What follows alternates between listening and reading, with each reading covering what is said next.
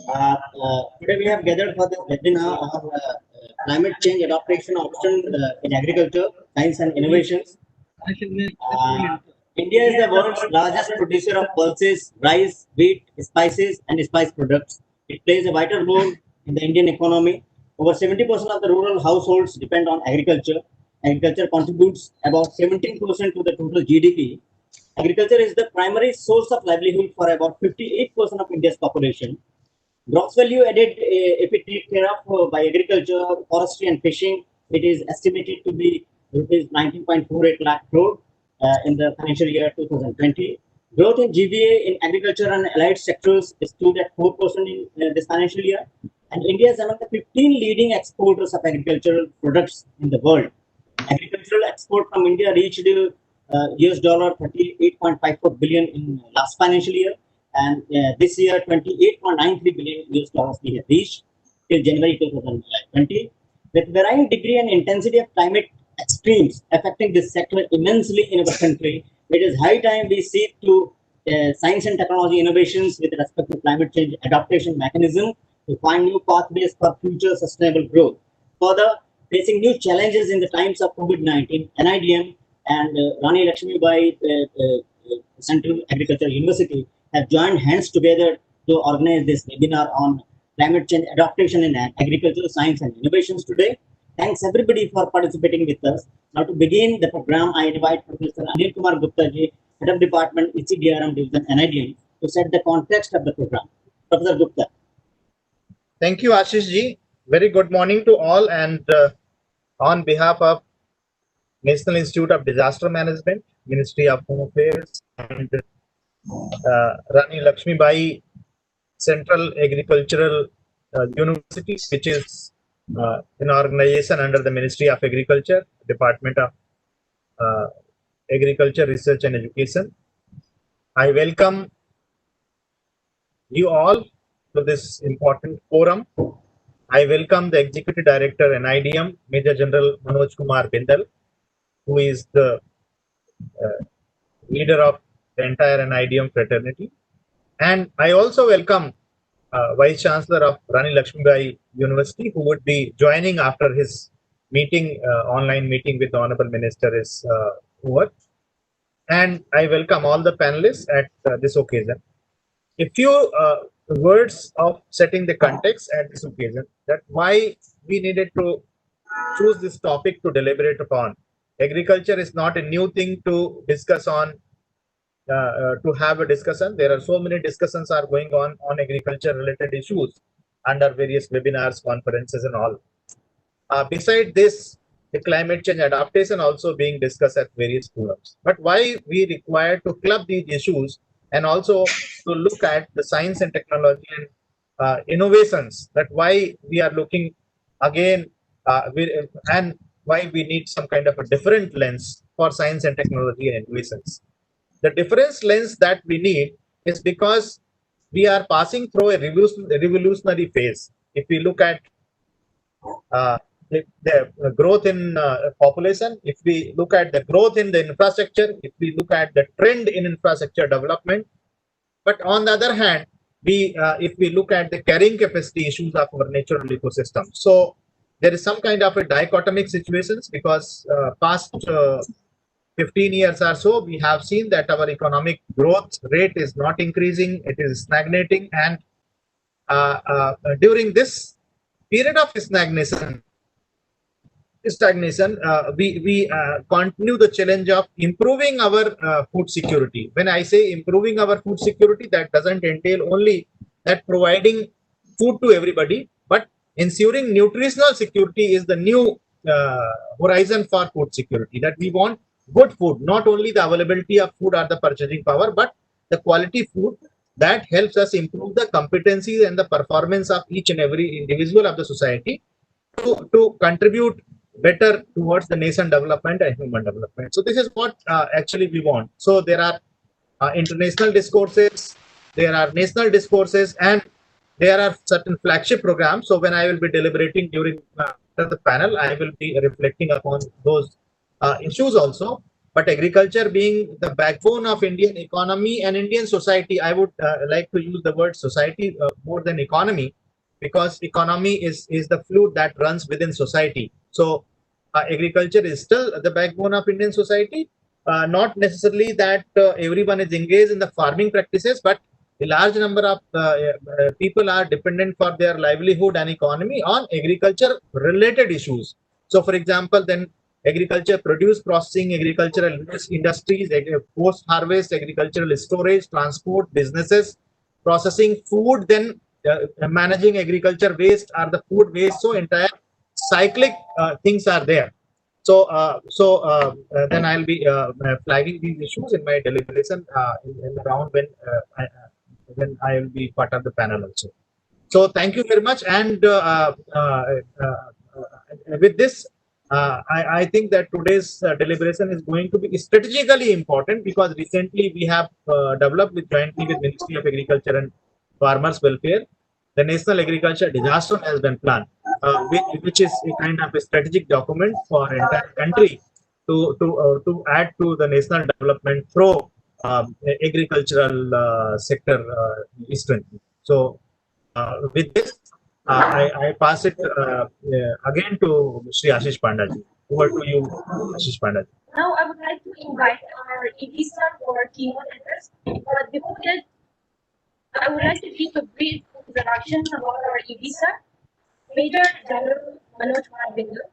Major General Manoj Kumar Bindal is presently the Executive Director, National Institute of Disaster Management. Commissioned in 1985 into the Corps of Army Air Defense, he has held important command and staff assignments within an air defense regiment. He was General Officer commanding of a sensitive sub-area in the Northeast. He has also been posted as Deputy Director General in Director of Army Air Defense. Major General Manoj Kumar Bindal served as the Provost Marshal in the United Nations mission in Mozambique. He has been the Director, Center for United Nations Peacekeeping, New Delhi. For 3 years, he was also the Secretary of the International Association of Peacekeeping Training Center.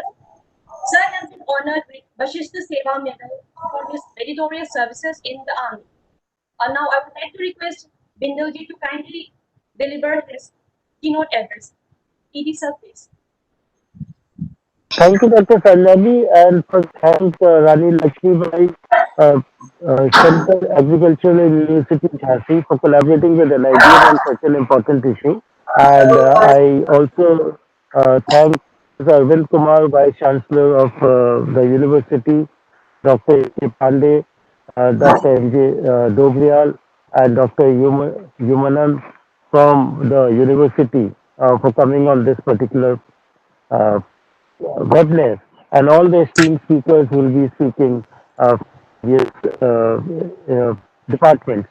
It's an important program which has been brought together between NIDM and Rani Lakshmibai Central Agricultural University, because this is a problem which is plaguing us today.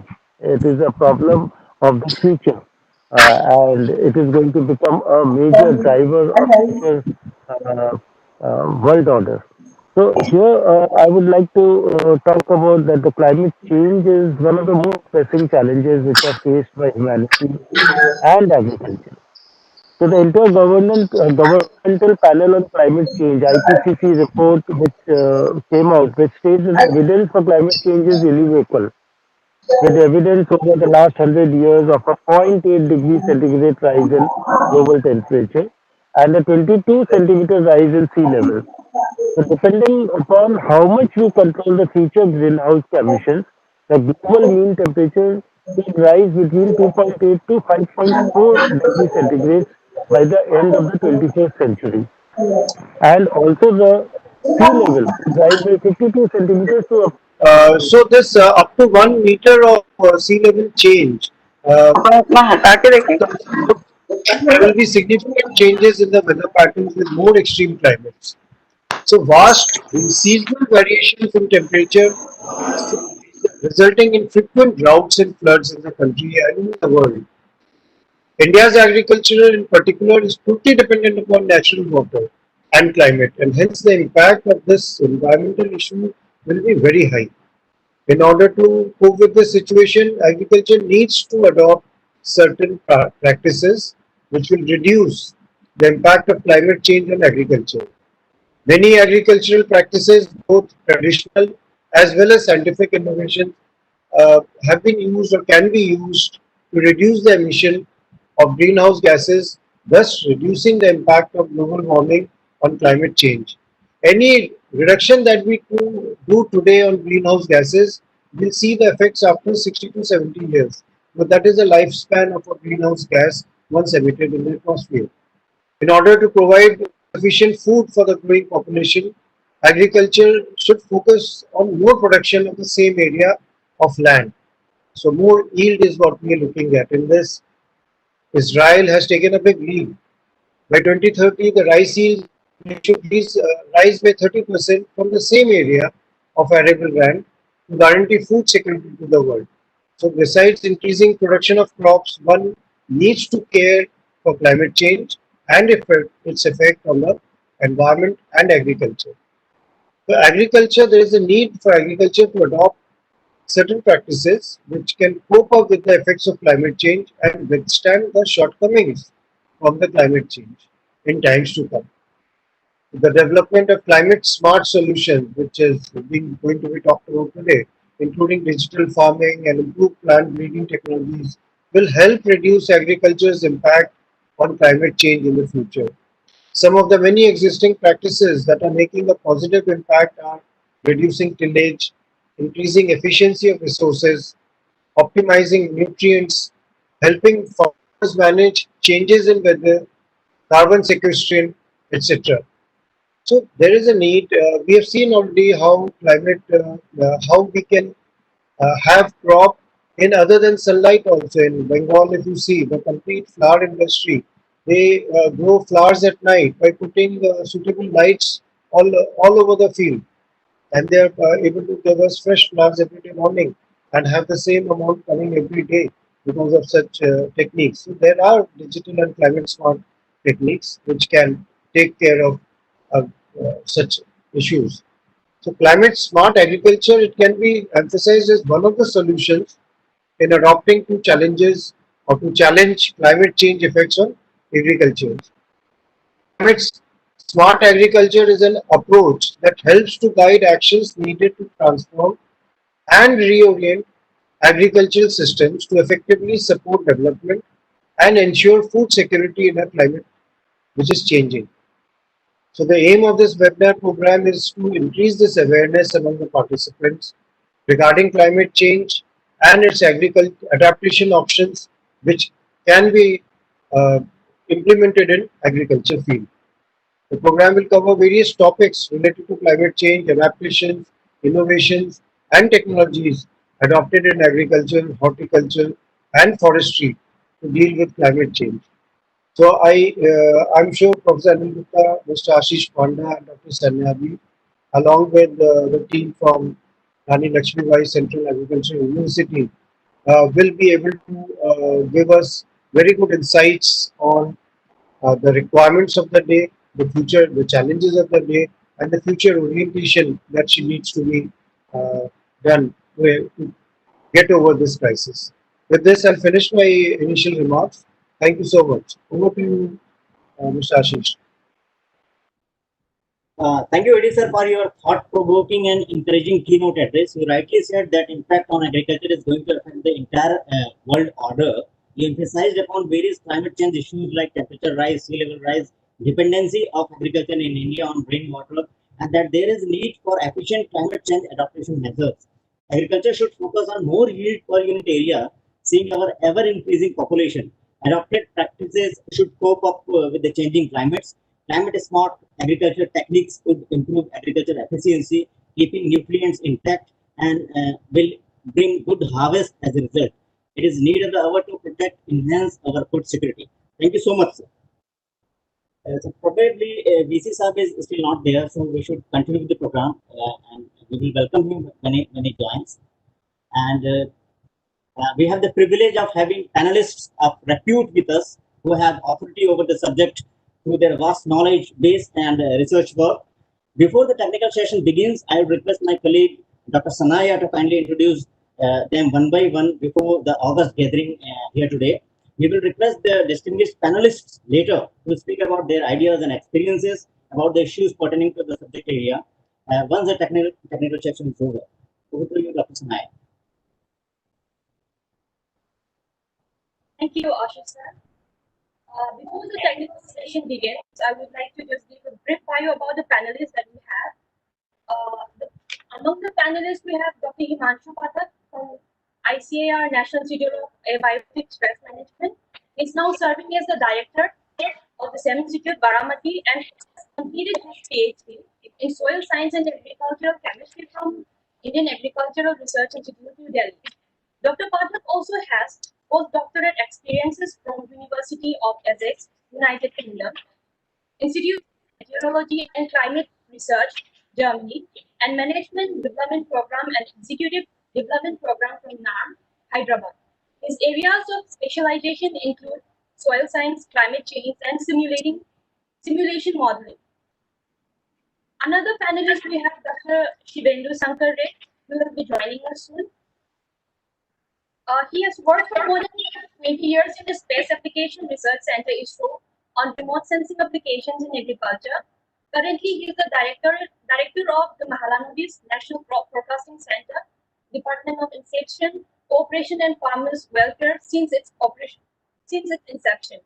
He is leading a team of scientists and researchers for operational national level agricultural programs on crop forecasting like fasal, drought assessment, NIDMs, horticulture inventory and development, NIDMs, crop insurance, Kisan, rice fallow area characterization, etc.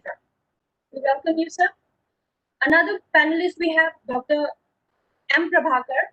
He is presently leading the flagship project of ICAR National Innovations in Climate Resilient Agriculture, NICRA, being implemented at 40 institutes, 121 KVKs, which is aimed at developing adaptation and mitigation strategies, large-scale demonstration across the country in farmers' fields. He did his PhD in agriculture at Indian Agricultural Research Institute. He joined ARS and serving ICAR for the past 24 years, specialized in the field of crop weather pest interactions, pest forewarning models, decision support systems, and climate resilient agriculture. He has published more than 50 research papers in international journals. AST Young Scientist Award recipient, Fellow of Royal Entomological Society, Fellow Entomological Society of India, Fellow of Plant Protection Association of India, etc. And the last panel we have Ms. Mamta Yadav, who is presently working at Department of Weather Forecast and Agro Advisory Services of Madhya Pradesh Meteorological Center in capacity of scientist. She did her MPhil Material Science and MSc Physics from Barkatullah University, Bhopal. She previously worked at Meteorological Center, Bhubaneswar, with the forecast and cyclone warning in capacity of scientist. We welcome you all in this section and looking forward to detailed discussions on the sector climate change and agriculture. Now we can begin the technical session. And to begin with, I would like to invite the Dean sir from RLBCAU to kindly start with his presentation. Over to you, sir. To begin with the technical session, I will invite Dr. A.K. Pandey ji. Dr. A.K. Pandey is Dean College of Horticulture and Forestry, Rani Lakshmibai Central Agricultural University, Jhansi. Prior to joining RLBCAU Jhansi, Dr. Pandey served as Dean College of Horticulture and Forestry, Pasighat, Arunachal Pradesh, under Central Agricultural University, Impal, Manipur. Before entering the university service, Dr. Pandey worked as principal scientist in the ICAR Indian Institute of Vegetable Research, Varanasi. He is ARS scientist of 1985 batch. Dr. Pandey obtained his MSc Agriculture and PhD degree in Horticulture from Chandrasekhar Azad University of Agriculture and Technology, Kanpur. He will give his talk on impact of climate change on horticultural crops and strategies to mitigate. So, very good morning to all of you. I am very much thankful to NIDM such a prestigious organizations and coming forward to collaborate with the Rani Lakshmi Bai Central Agriculture University for organizing this webinar on very appropriate topic. And right from the beginning, the way this our Major General Manoj Kumar, Professor Anil Kumar Gupta, how we are going to face the problems as the population is the burgeoning. There is the ceaseless fragmentation of this or land holding. There is a very fast urbanization growth. So we have to increase our production in per unit area. And in that context, organizing this webinar related to this your climate and its this your impact onto this your agriculture, that is the very important. I will be delivering my this your talk, how this your climate is going to affect our horticulture crops and what strategy we have to adopt to mitigate it. Very rightly, people have said about to this or agriculture. I'll be going to have this or talk on to horticultural crops. Horticulture is such a good crop that is having only 25 million hectare area, and its production is almost 315 million metric tons. And horticulture comprises a number of these crops, fruits, vegetables, flowers, medicinal aromatic plants, and crops. And these crops, right, we are growing from to this your snow line to this your seashores. And it is contributing significantly to this your food security, rather I will say for to this your nutritional security, that has been very much pointed out by your good self. And this is also giving the very good foreign exchange to this your country, that is very much important.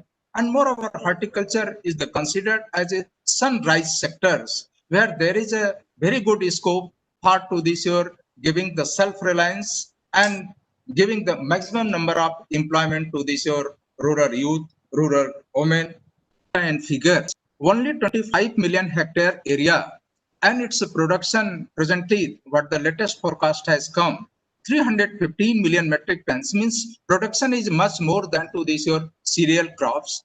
And among all these your horticulture crops, two major crops happens, vegetables and fruits.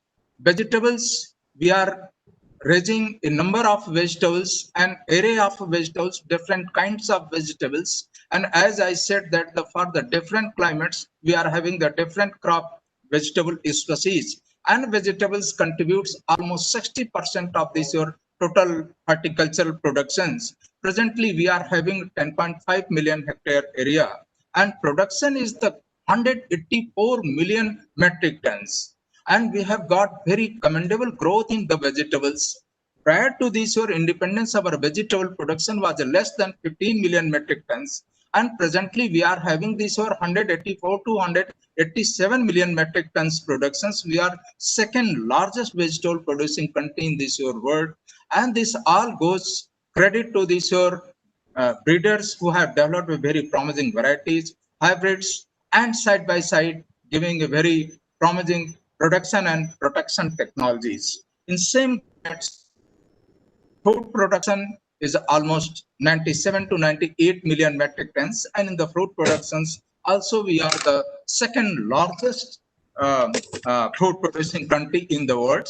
And here I have given the different compositions of the different horticultural crops. As I said that the vegetables is the ruling, almost 60% share goes to this your vegetable crops, and 30% share goes to this your food crops. And in sizable area we are producing to this your plantation crops. There is the good list of these your plantation crops, mostly in the this your countries, southern parts and the coastal areas.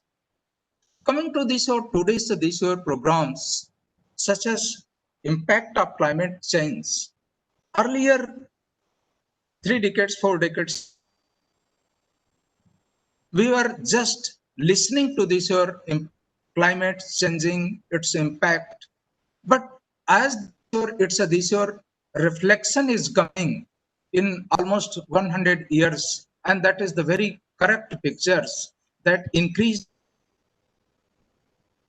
0.46 degrees centigrade to this your almost 1 degree centigrades. And how that is the this your impact has to be this your visualized.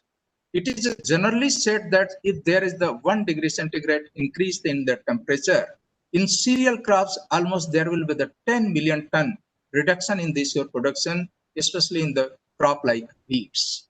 So simple this your alteration into this your temperature, how that will be giving to this your very harmful effect to this your our productions.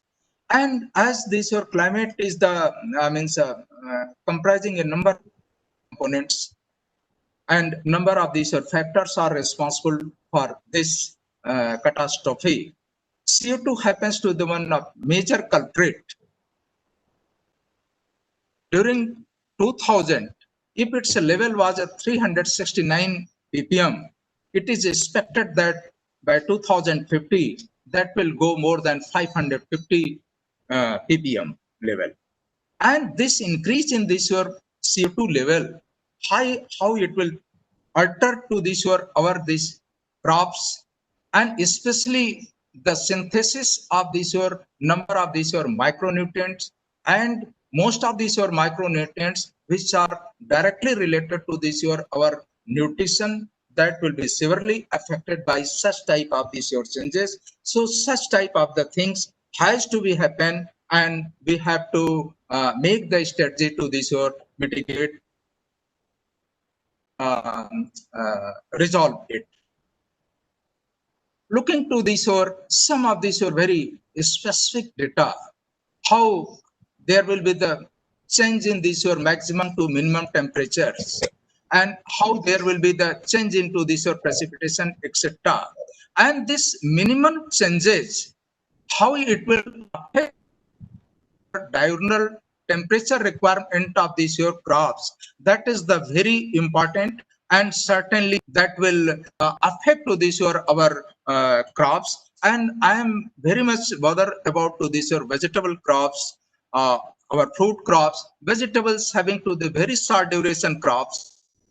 Most of these your vegetables are having the very specific requirement of its diurnal temperature, its photo periods, and its changes that will hamper to this or its productions.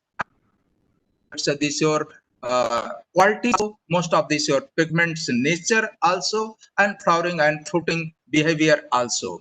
And side by side one lower portions that this your mention has been given about to this your water scarcity. That is the also one of the very much related to this your change into this your climatic conditions. Here some of these your pictures I have given, how this your little change these your temperatures will cause this your harmful effect to this your our most of these your brassica vegetables. There will be this your bolting, and that bolting will this your reduce its this your quality of this your produce, and it's a different other qualities also. In that context, I will say among all these brassica vegetables, kale, collards, and the broccolis are very much susceptible to this your little increase in these your temperatures. And same way, our tomato crop is the very much specific to this your its diurnal temperatures, and especially its a night temperature. That is the 25 degrees centigrade. It's the requirements. If it is not getting, certainly there will be the problem into this your its a fruit setting.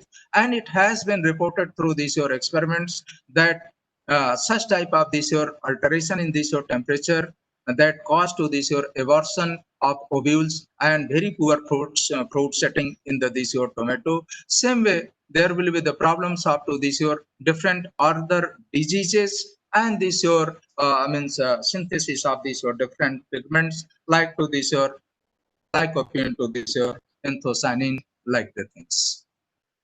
Major factors what I said, that as this your temperature is increasing and this your carbon dioxide is increasing the atmosphere, it is expected that that will directly hamper this your our nutritional security. And in among all nutritional security, morning it was very much said by this Professor Gupta that food security this your go further forward to this your address to this your nutritional security, and I will say that among nutritional security we have to much give priority on to this your micronutrient security, micronutrient malnutrition problems, and it is expected that by 2030 we will be facing, or these your global problems will be the of these your micronutrient malnutritions. And among these fronts, we are country like India, we are very much poor. Rather, I will say that's our 37% children are malnourished, and others indicators also needs very good attention of these planners and policymakers to address the things. Micronutrient malnutrition, that is the hidden things, and on that account, if country is losing to this or almost 6% its GDP, and amount goes more than 27,000 of these your crores, and micronutrients deficiency or micronutrient is the vicious circles, and that needs a very good this your good food baskets, and their role of these or fruits and vegetables are very much. And recent researches indicates that micronutrients are also very much responsible for to this your addressing the problems of obesity. And it is generally said that if your diet is the not balanced, automatically it may give to this your cause to this your obesity. And here this your pictures indicates that almost this your 50%, more than 50% populations of these or most of these countries are obese. Obesity is the one problem, and the several problems. Obese persons are very much prone to these or diabetes. Obese persons are very much prone to these or high blood pressures and other causes. And recent researches indicates that the obese persons are very much prone to these or cancers also. So in that context, if we are having a very good address of these fruits and vegetables, that can certainly avoid these problems of this your obesity and others problems also. What again repeatedly I will say that how this your climate change to this your pollutions, increasing the level of this your CO2 will hamper to this your our protein requirement, our this your iron, and to this your zinc synthesis.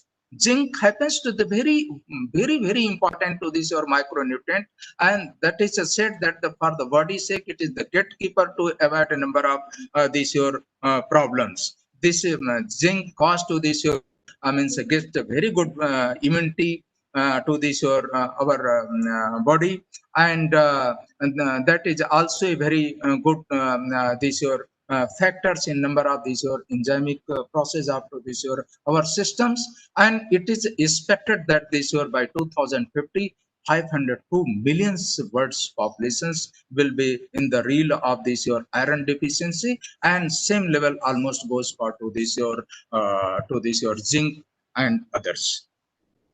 And these problems will further aggravate in these your Southeast Asian countries, where most of our diet is dependent upon to this your C3 crops, and more than 60% almost our dependency goes on to this your C3 plants. What we this your rice based our this your farming is there, rice and wheats. So our change in the strategy must be to this your incorporate our C4 plants in systems, and similarly for to this your food consumption pattern also we have to this your give the priority onto this your C crop.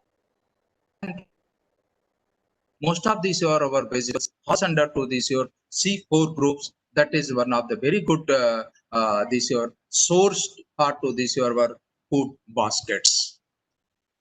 Dear participants, waters is the very important component of our lives for our all these your crop productions, and how this day by day this your water demand is increasing.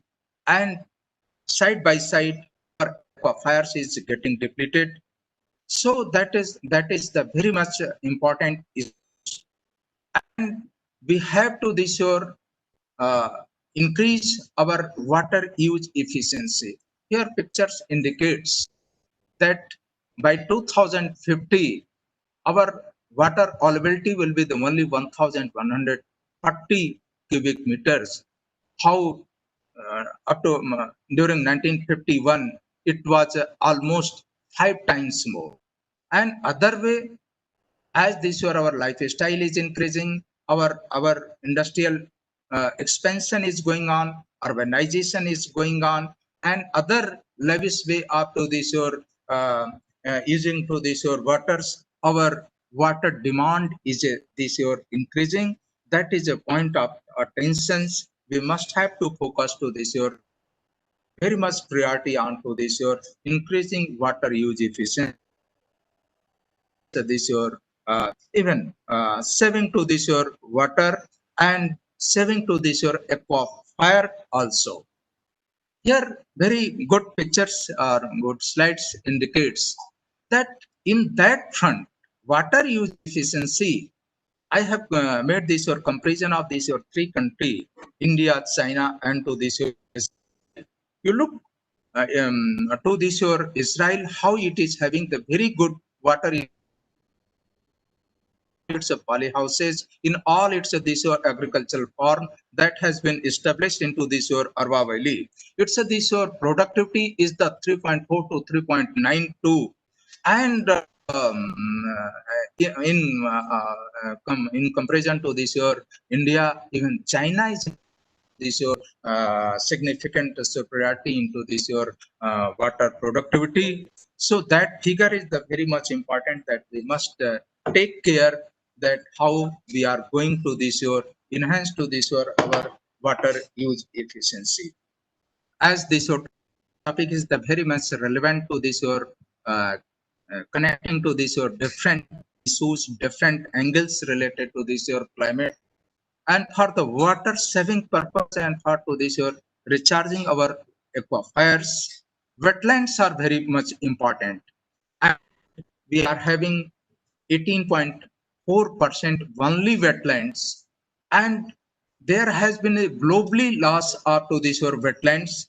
Wetlands in single words I will say that is the for to this your recharging our aquifers, and besides a number of these your environment related problems that may be to this your heavy metals, to this your different other water contaminants, and that is having the very good means a source as a for a bioremediations. And we have to capitalize to this your our wetlands. It's in picture I am showing to this your how this your looked up Manipur, that has been that can be considered as a boon part of this your state, that is giving to this your number of options and number of avenues to this your tribal peoples. Such this your inculcate to this your save our waters for to this your today and for to this your future sake also. In cultivation process, I have to say that very judicious use of water, and that if our this or horticulture and even in the different agriculture operations we are opting to this your micro mode application of to this your our water management, certainly that will be a very boon part to this your country.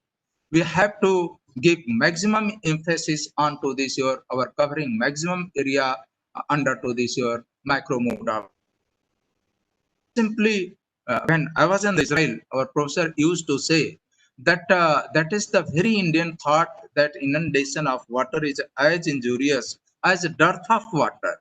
Giving the excess water that depletes to this your oxygens from to this your rhizospheres, and automatically that is giving to this your low yield, reducing this your qualities, uh, and inviting a number of other problems. So in that context, if we are going to opt to this your sprinkler sprinkler mode of this your irrigations, strip mode of this your irrigations, and further advancement with the giving to this your fertigations. All this will this your boost up our to this your productions, and especially these devices or this method of irrigations is the very much boon for to this your horticultural cross vegetables control conditions of our production systems. And I have been in the northeast areas where we have developed to this your rainwater harvesting ponds, and further using to this your solar energy, and going further part to this your micro mode of this your irrigations. That was a very much viable, and uh, request to this your our plant to must opt such technology in the northeastern regions. That will be very much boon for to this your that statement, that northeast states where there is the plenty up to this your rainfall during to this your monsoon season, more than 6,000 millimeter rainfall happens, but during winter season there is the very much scarcity of the waters. And if you are harvesting rainwater, we are harvesting during monsoon season almost 6 meter standing water you are going to this yours. And if that saved water, the if you are using your solar energy and other modes of micro modes of this your irrigations, you can get a very good result and very good output with that devices. Friends, in vegetables, few of the vegetables, there are a number of vegetables. Some are the very sensitive tolerant to our different pollutants. Here I have given the list of these your pollutants and to this your sensitive tolerance level of these your different crops, such as the sulfur dioxides, beans, broccoli, onion, spinach, but tomato, they are the very sensitive. But some of these your crops, such as wheat, cucumber, carrot, are the tolerants. And same way, for a list has been given. And certainly, when there is the this your temperature increase, our vegetables are very short duration crops, and slight this your change in this your temperature regime, that gives this your different type of this your disorders, such as in this your high temperature causes high fiber in the stock of to this your asparagus. In bean, mostly that we like to this your succulent pots, their fiber content increases. In cauliflower and this your, especially in the broccoli, there is the problems of this your leafiness, and to this your bolting into this your broccoli, and even to this your hollow stems we have observed into this your broccoli. And same way into this your tomato and to this your pepper, there is the problem of this your blossom in rods. Friends, in the hybrid technology, that has given a very good boost up to this our vegetable productions. Hybrids, and we have in good proportions we have capitalized this your hybrid technology. Hybrid seeds are very much this your boon part to this your viewers, that gives a very uniform this your standing of this your crop plants in the fields. Secondly, uniform this your flowering, fruiting, very attractive color of these your fruits and vegetables are alluring to these your consumers in the market, etc.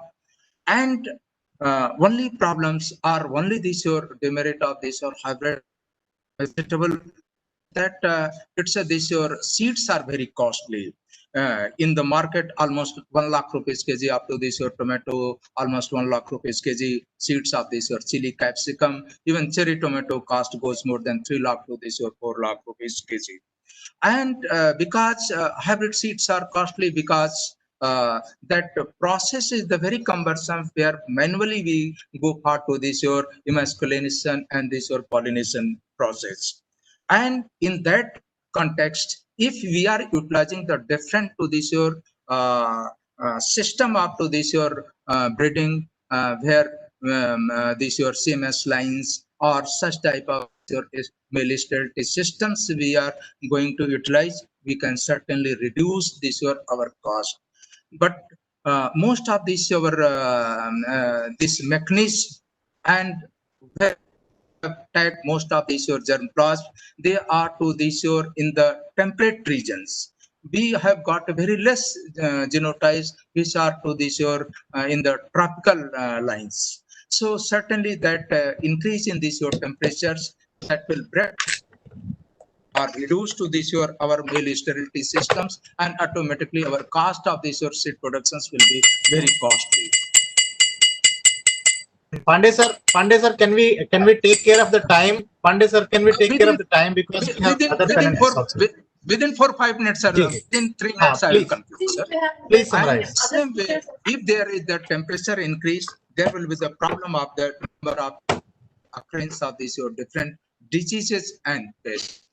Our strategy be that we have to go to this your develop the breeding lines which are resistant to this your different abiotic causes. And here I have given the list of these your initial varieties which are giving the very good performance, such as this your in case of this your tomato, Pusa Sadavahar, Pusa Setal, that is the very good lines even that perform well under to high temperature as well as in the low temperature. And same way into this your cauliflower, Pusa Meghna, a variety that is having to this your ability to this your form cut into this or high temperatures. Same way in other crops also I have given the this your list in the photo insensitive lines up to this your Dolichos, and very good work has been done on to this your or IAVR on to this your cowpea where photo insensitive, thermo insensitive line has been developed. And we have to look into this your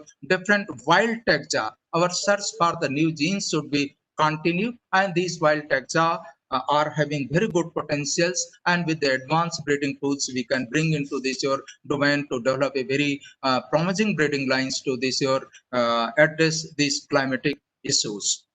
In the spices, some lines also have been identified, and in that gamut today's climate or talk, I can give a focus on to this your grafting in the vegetables. That will be the very new options. And China, Korea, Japan, they have opted a very potential root stocks. Even we have conducted the trials onto this your brinjal where utilizing to this your wild root stocks.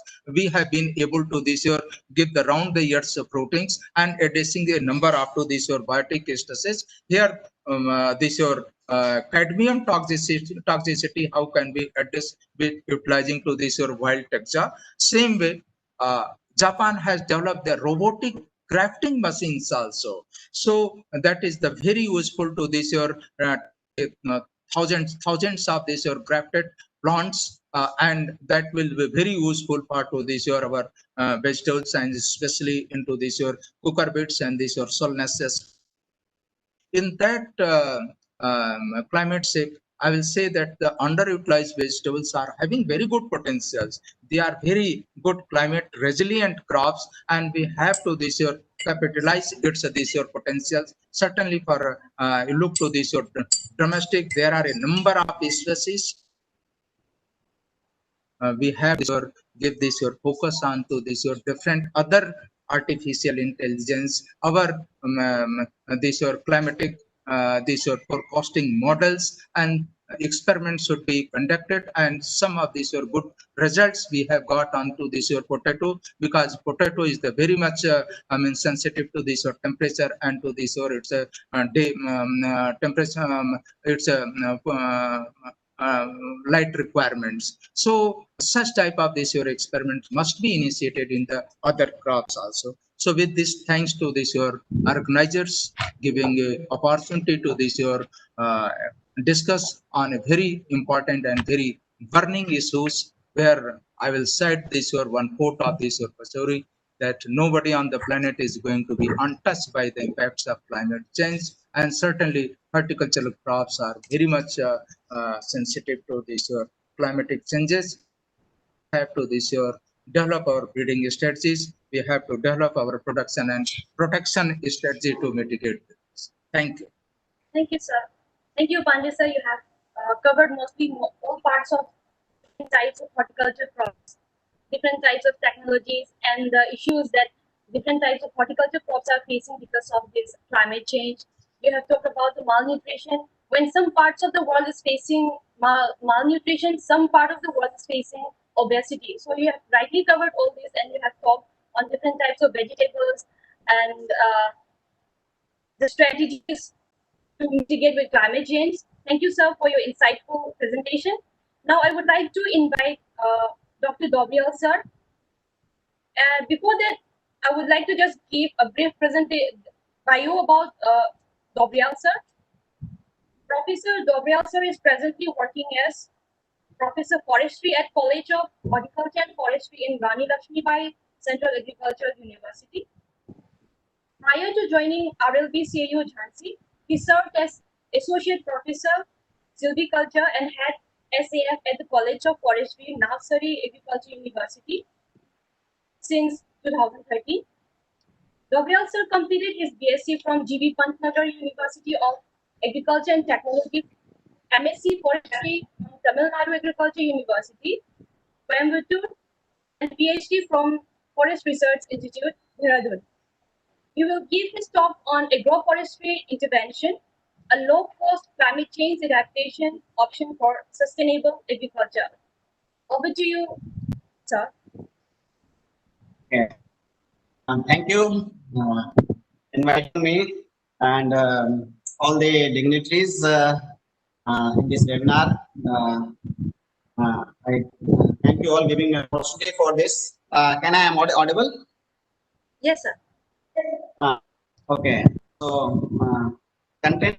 So I will be talking about the agroforestry interventions. That is a low-cost adaptation approach to have the sustainable agriculture. So it's as we know that there are different adaptation options for the this climate change effect to reduce that, and one of them option is our agroforestry option. Why I say that compared to other options, if you see that this is one of the tree planting or tree farming is one of the cheapest means one-time investment you need, and you can harvest its fruits for a long period of time. Similarly, seeing the impact of the climate change as in the in the agroecosystem, so that's means it's creating it's ameliorating the microclimate, and in long term it's impact the agriculture production. So in that way it is one of the good approach to go for the more of the tree farming or tree crops in the this means agroforestry option in the agriculture. So but there are what we already know that what is the climate change, and what is the adaptation. Adaptation, when we say that adaptation, we have the two options in that. One is we call the autonomous adaptation mechanism, where a farmer or individual can go for interventions at his own level, that is at a macro level or at a farm level he can do for that. And another is the planned adaptations. In planned adaptations, you go for the as a larger scale or as a national level or regional level, having with the policy mechanisms and long-term interventions. So both autonomous as well as the planned adaptations both followed in this sector. So what we see that in this one, when we view for the adaptation mechanisms, so the traditional knowledge, or you can see the farming question, in the sense of farming question or farming index of the people is also very important. And if you see in most of the developing countries, the FQ of the farming community is higher than the compared to the other parts of the groups. So that farming question of the peoples also play to go for their traditional knowledge adoption in the as an option for the for this adoption of the trees on the farms. So though the agroforestry is as a science evolved later on, but the practice of the growing of the trees on the farm burns or even in the scattered manners in a tonga system or in kind of shifting cultivation, it was old age-old traditions, and farmers used to keep these trees on their farms for their different purposes, mainly for their domestic needs, which later on evolved as a industrial agroforestry, where we deliberately start growing the trees for the commercial gains. And the present scenario, what we see is it become just like a crop, like paper and pulp plantations, or the this your plywood plantations, even the timbers. So in paper and pulp, even 2.5 years and 3 years, we are harvesting poplar and eucalyptus, and even other species we are harvesting at metra means plywood in 5 years. So that kind of changes has been occurred over the period of times. Once we say that in agriculture, if you see the current estimates as per the CAFRI in 2013, they reported that around 25 million hectare of the agriculture land is under the agroforestry cover. They consider that 20 million hectare is under the cultivated land, and rest 5 hectare, around 5 million hectare under the other systems. But if you see the proper, if the means of the trees on the farms to be taken, and if an average of the 10% of the farmland to be put under the agroforestry, as per the estimate of the FAO, they are considering 20% of the globals. So they are considered that 50% of the global land, it comes under the forestry. That itself a major will show a major impact on the climate change impact. So that kind of adaptive measures through the policy decisions. India adopted this national agroforestry policy in 2014, and which a tool for the means promotion of the agroforestry on the farms, and already initiatives has been taken. Agroforestry already a major component of the National Mission on Sustainable Agriculture, and under that a sub-mission on the agroforestry is launched in, already running in the around 12-13 states. So might have other have added, but in last years there are 12 or 13 states which already adopting this agroforestry sub-mission. The major aim was that only to bring the trees on the farms as much as one plantations to promote the farms, and also in ecologically sensitive areas like hills, deserts, there we can have the more number of trees on the farms. It is not only just in terms of the ecological security, but also economic security of the farmers. Secondly, the agroforestry also is harmonious with the agroecology, where or we can say the agroecosystem, with the diversity of the system as well as its resilience towards the climate. So that trees on the farm will add up the more sustenance to the farm productions. If you compare a open agriculture land compared with a land which having the peripheral or the bud plantation of the trees, so the risk of the farmer from this kind of what we see the climatic variabilities nowadays, abrupt rainfall or the intense high intensity rainfalls, even the drought, and all these are now frequent phenomena. So if a farmer is having sufficient number of trees on the farm, so that can means give him a less risk for the losing the crop, and compared to that open field. And even in the policy decisions that encourage to have the trees on the farms. Secondly, the biodiversity or the agrobiodiversity of the farming system. We see that in agriculture crop, the monoculture is keep on promoting, and monoculture in a long run is not good. Either it is tree monoculture or even the crop monoculture. So within that, the tree crops, we can different kind of crop combinations.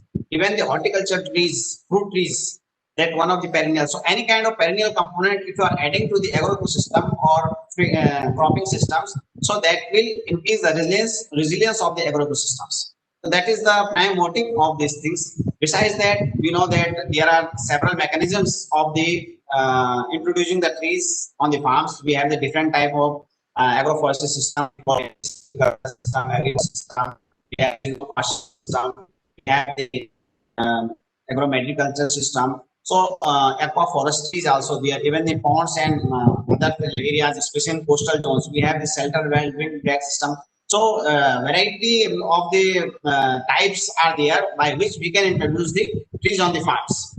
But all objective is that how best we can increase the productivity and ecological security of the ecosystem.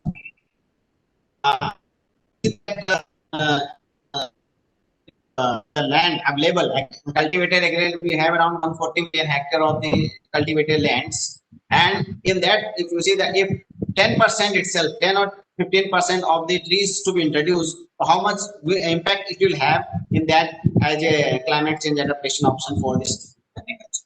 And if this can be similarly in the Green India mission, we have the through the forest, because most of the agriculture which done in the most of the northeastern areas or Himalayan areas where it is in and around the forest area, fringe area of the forest, that agriculture is practiced. So the robust the agriculture, that forest ecosystem or forest in that fringe area,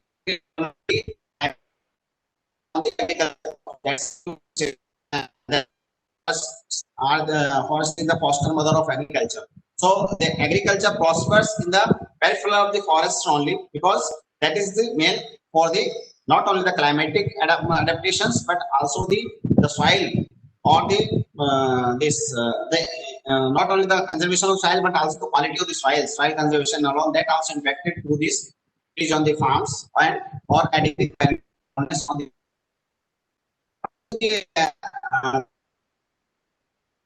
economic gains in terms of the livelihood options or the economic security of the farmers. So the well-known example of the body concept of the PAF, they introduced most of the tribal belt and most of the small farmers, because in developing countries we have the more number of the marginal and small farmers, and they are one of the vulnerable targets which cannot afford for the high input techniques of the agriculture, where they mostly dependent on the low cost technology, low cost impact. So trees or the either fruit trees or the timber trees or any kind of trees give them assurance for the additional income.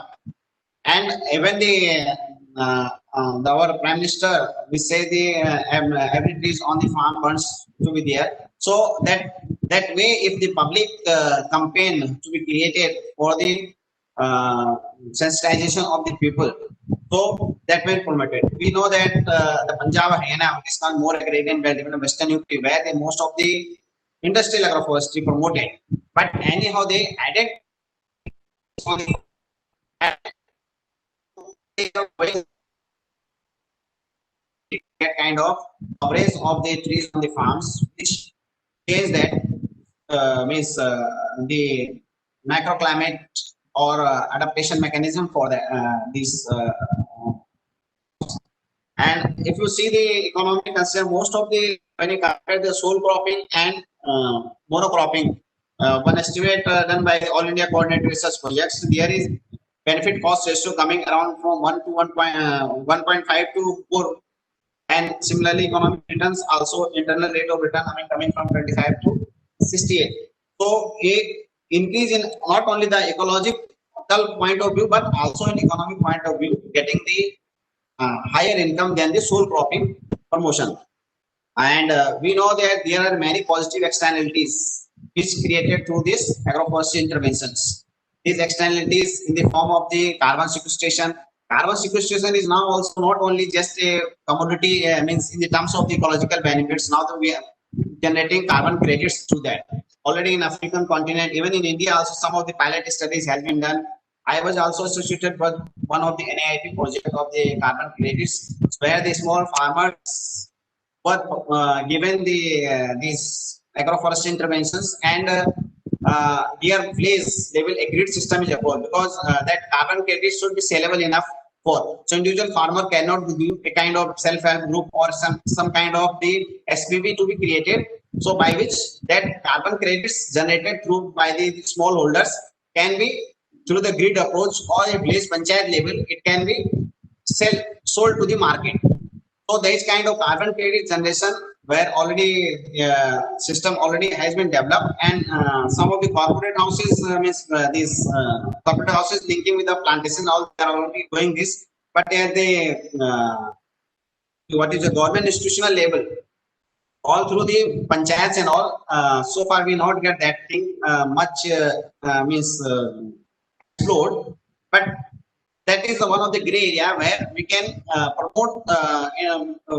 promote agroforestry smallholder farmers in terms of not getting just the direct benefits, but the carbon sequestered through those trees can be generated in the carbon credits and can be sellable in the market. So that kind of carbon finance system is also possible and already is in practice also, but not in larger scale.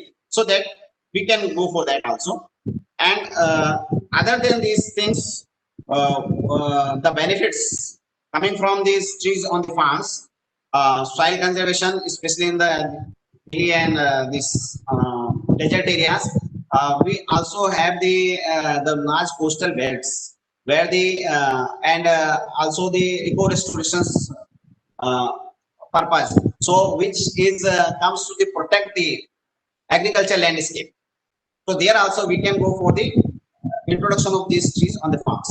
Bamboo farming. Bamboo is one of the important component. Now it is it's removed from that Forest Conservation Act, Indian Forest Act 27. So now government given impetus to the increase their farming, and now farmers also coming big way. So most of the peripheral plantations, especially like we are having Bundelkhand, where is the more of the problem of the stray cattles which are or this grazing problems from the stray cattle. So the boundaries can be used for the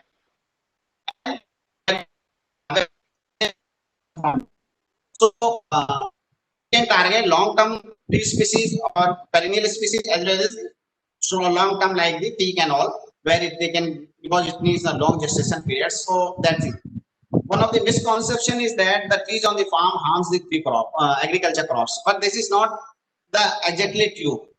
Uh, maybe little impact on the some birds and all, but it's not necessary that we have the different measures to control that, and it's not impact in that loss in that way where they manage the people say allopathy also one of the things. So some limitations are there, but those limitations are not in the terms of that label, which can overall not increase the hamper the production. So if we see the total agriculture productivity, so if the trees increase in the farm, so the overall ecosystem, agricultural ecosystem, what we can say, that will be more balanced, more sustained. And if the agro ecosystem is sustained, so automatically the productivity is also get sustained, and so we get a sustainable agriculture production in the long run. So in short, that what I mean to say that tree farming also and we know that other than the forest department or the forest that not possible to go for the greening these things. So only agriculture land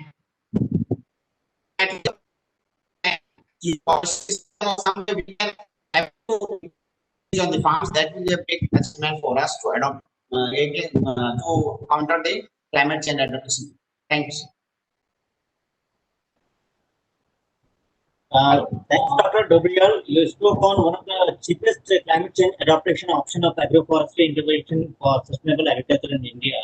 We spoke on various related aspects like agroforestry, increasing productivity and ecological sustainability, Green India mission, economic security of foresters, livelihood opportunities for those who cannot afford high input cost techniques, carbon sequestration, carbon credits, soil conservation, eco-restoration, protection of agricultural landscapes, bamboo plantation, etc. We showed pathways which are not only low cost but are also easily replicable elsewhere for economic and ecological sustainability. Thank you, sir. Now I invite Dr. Vijay Lakshmi Devi. Dr.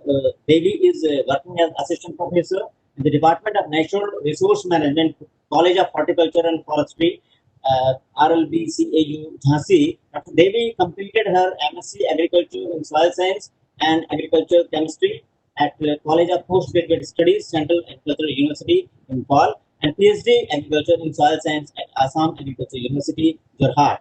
She will speak on enhancing carbon sequestration through plantation for mitigating climate change. Dr. Devi, please. Thank you, sir. Thank you, Dr. Ashish, sir. I'm not able to share my consent for now. Very good morning to everyone, all the respected dignitaries who guide and all the watching the now. So thank you for giving me the opportunity to some important topic on this climate change and adaptations. So teaming up with the theme of that webinar today, that is climate change adaptation. Today, I would like to give this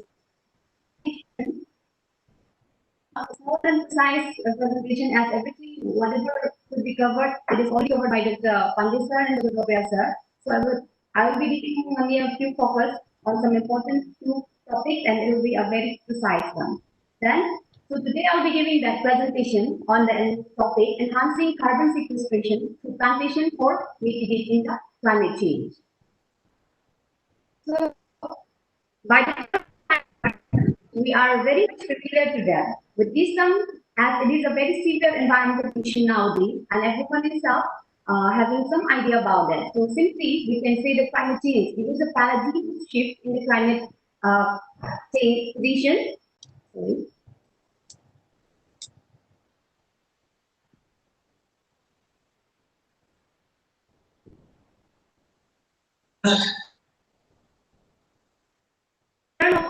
Of a particular location or which is linked to any kind of average weather components such as temperature, wind patterns, and precipitation.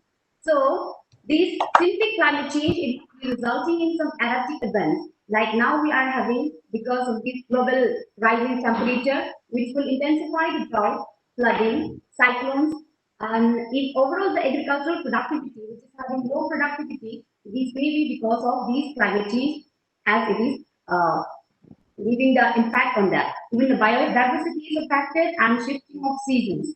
Especially the shifting of seasons and droughts and flooding, these are directly or indirectly affecting the agricultural productivity as well as the overall forestry, agroforestry, horticultural system. Everything is impacted along with the biodiversity that has been affected. Now we know that this is the era of global warming, as global warming is associated with the climate change, and it has already reported like an increase in the frequencies of those extreme events which is caused by the climate change. So one main cause of the eventual global warming, it is because of that increasing concentration of that atmospheric concentration of those heat trapping greenhouse gases. The greenhouse gases have significantly increased because of the anthropogenic activities within this year. Because since the industrial era has begun, there are three major greenhouse gases which has evolved and which is causing much to the greenhouse emission, and it will be consequently giving the global warming, and lastly the consequences will be the climate change. So the first one is the carbon dioxide. Carbon dioxide is giving around 1.5% increase than methane and nitrous oxide. These three are one of the major components which will be giving the impact on global warming. So these greenhouse gases emissions, on this side graph, we can see that most of it is from the greenhouse gases are emitted from the transport, industrial processes, even from the agriculture also greenhouse gases are imparted, as we know that from the water lock system of rice also, methane gases can be emitted. Just like that, from the waste also, another big component of the material, they are also evolving, letting the emission of these some greenhouse gases like methane and sulfur dioxide. Then some of those things are also evolved. So, and very importantly, the Earth's climate. The Earth's climate is determined by the flows of these energy into and out of that planet, and these increasing greenhouse gases on the atmosphere. On this atmosphere, it creates an imbalance. It creates an imbalance in the energy flows in and out of the energy system. So which is having which will be directly hampering our this global warming. So this system overall, the sun rays will be giving us the radiation. Then the Earth surface will be receiving that energy. It will be reflected back consecutively to the stratosphere. So the normal energy flow is going on like this. But because of the increased concentration in the greenhouse gases among these atmospheric content, it has hampered the flow and it has somehow caused the increase in the temperature of the overall global temperature, and it will be causing us some severe consequences in the future, as it has already started now also. In the last 1,000 years, the 20th century we have passed was the warmest, and the last decade of the 20th century, it was the warmest decade. And among that, 1998 was being the warmest like that we have faced till that time. So our in the Himalayas, they are also depleting at an alarming rate, causing this concern among each and everyone. Because of that, we now feel that there is something. Of the 1,228 million tons of greenhouse gases released in India, that is only 3% of the global emissions. It will 63% carbon dioxide, 32% methane, and 4% nitrous oxide. So most of this is contributing from the carbon dioxide energy. And again, in India, most of these burning oil and coal, they are also releasing the carbon into the atmosphere far more rapidly than which can be removed from that. And that imbalances, it is causing the high carbon dioxide concentrations in the atmosphere. Then we are going for clearing forests. That will also reduce the ability of the photosynthesis that plants photosynthesize, which was supposed to capture that carbon from the atmosphere. So it will also eventually cause the loss of erosion. Then soil organic matter, if it is not there, the carbon will not be absorbed in that soil. So it will be again causing some impact. So from these data, we know that carbon dioxide is the largest single greenhouse gas now, currently trapping about more than half of the total heat contributing to global warming. So that carbon is the main cause which will be causing this global warming. So what can we do? So among these greenhouse gases, again, most of the greenhouse gases are having carbon compounds, excepting some nitrous oxide and some other. Even this methane is also having carbon. So what we can do now is that it is very important to direct some efforts to mitigate the carbon in addition to other important greenhouse gases like methane and nitrous oxide. So it is expected that the global temperature is expected to increase by about 5.8 degrees centigrade by 2100. So the impact on this global climate change is likely to be very serious in the future. And this may result in very much catastrophic changes in the climate, which will have a very adverse effect of evaporation, precipitation, vegetation, etc. So what method we can do? Trapping these carbon from the atmosphere is one of the most feasible way of reducing this global warming, thus reducing the impact of climate change. The process carbon sequestration is simply the transfer of atmospheric carbon dioxide into the long-lived pool so that it is not emitted back into the atmosphere. So this process is called carbon sequestration.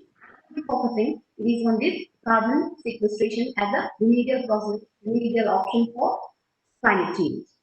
So under carbon sequestration, there are two options like viable tools for carbon sequestration into geologic, oceanic, and terrestrial. Means mostly we will be considering geologic, that is having of these techniques. So there is a potential to convert all this carbon dioxide into stable minerals, but it takes some time, it takes money, it takes some manufacturing, that processing needs to be done. So there are geoengineering techniques of carbon dioxide capture and storage into old oil wells to enhance oil recovery and access coal bed methane stored in saline aquifers and sedimentary rock, and all these happen through chemical transformation. But it is having a very relatively high sink capacity of the carbon, but because of all these processes, it is having very high cost. So because of these costs, we are not going for this method of adaptation. So rather than that, we can go for this carbon sequestration in terrestrial ecosystem. That is, in contrasting to that geoengineering technique, the carbon sequestration we can do through the terrestrial, that is through the plantation, we can do the carbon sequestration. So the carbon dioxide will be trapped in the soil and biota. As it is the natural process, it will be having many other ancillary benefits. Terrestrial coals, these are comparatively to the geoengineering this technique, they are having lower sink capacity of the carbon, but still the use of these is very much feasible as it is very much cost effective. And along with these, they are having numerous ancillary benefits, many of the benefits that we will be discussing now. The future, now we can see that the carbon dioxide goes down. The amount of carbon dioxide in the atmosphere, it has reduced and by 50 ppm over the 5 decades.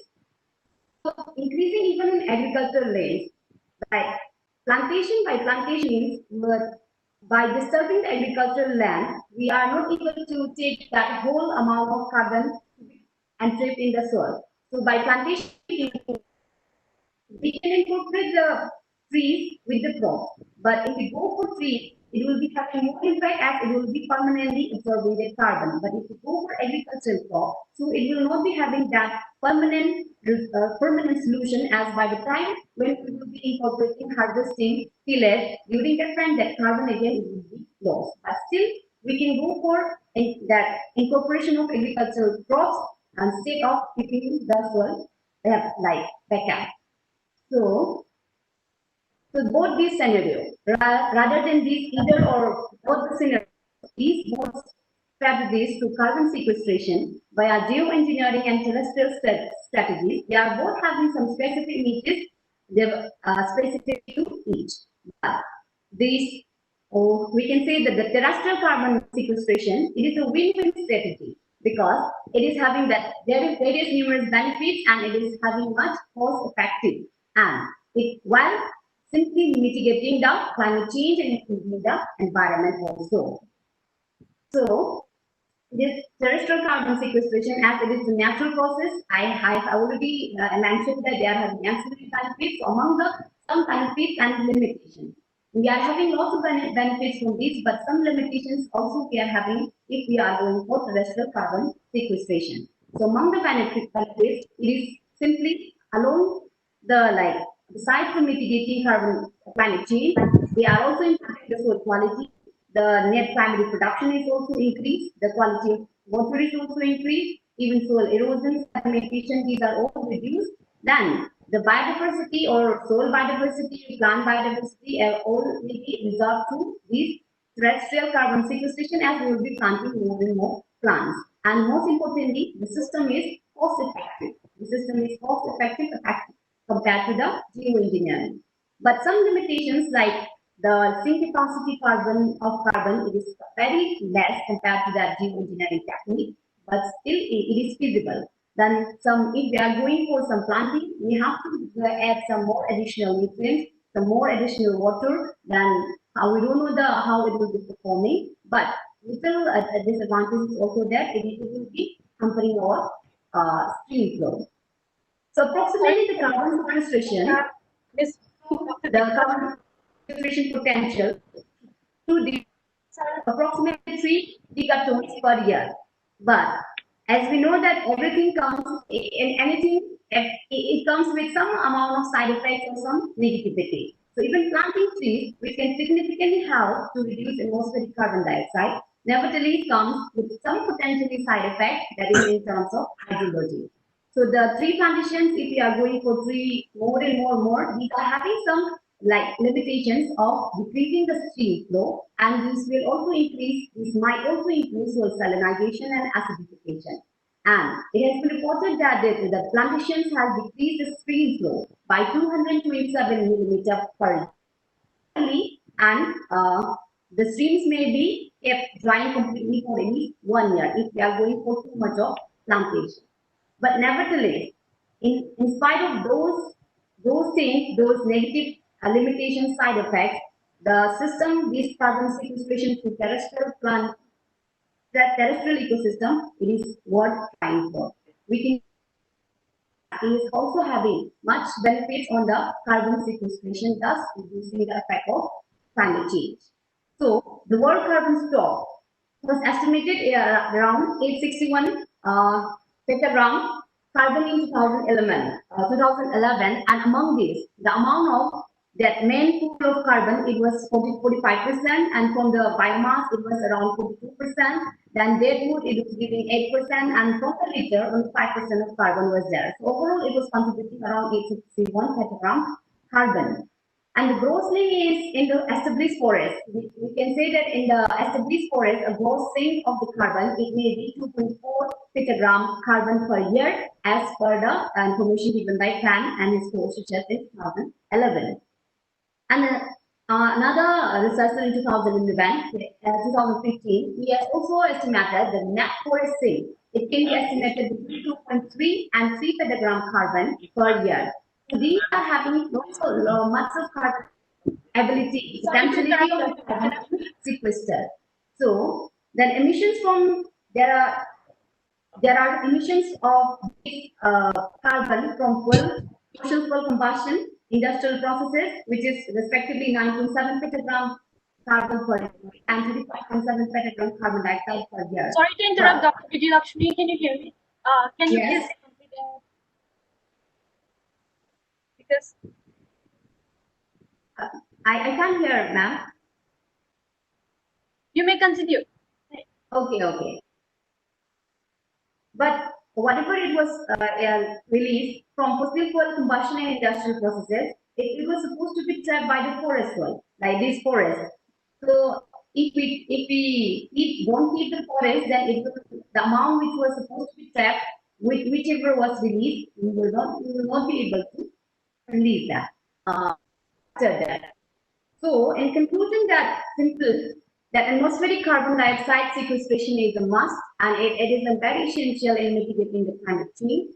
Both geoengineering and terrestrial or aquatic systems are having specific needs for each category differently. But while geoengineering techniques have more sink capacity, the carbon sequestration in terrestrial ecosystem is cost effective.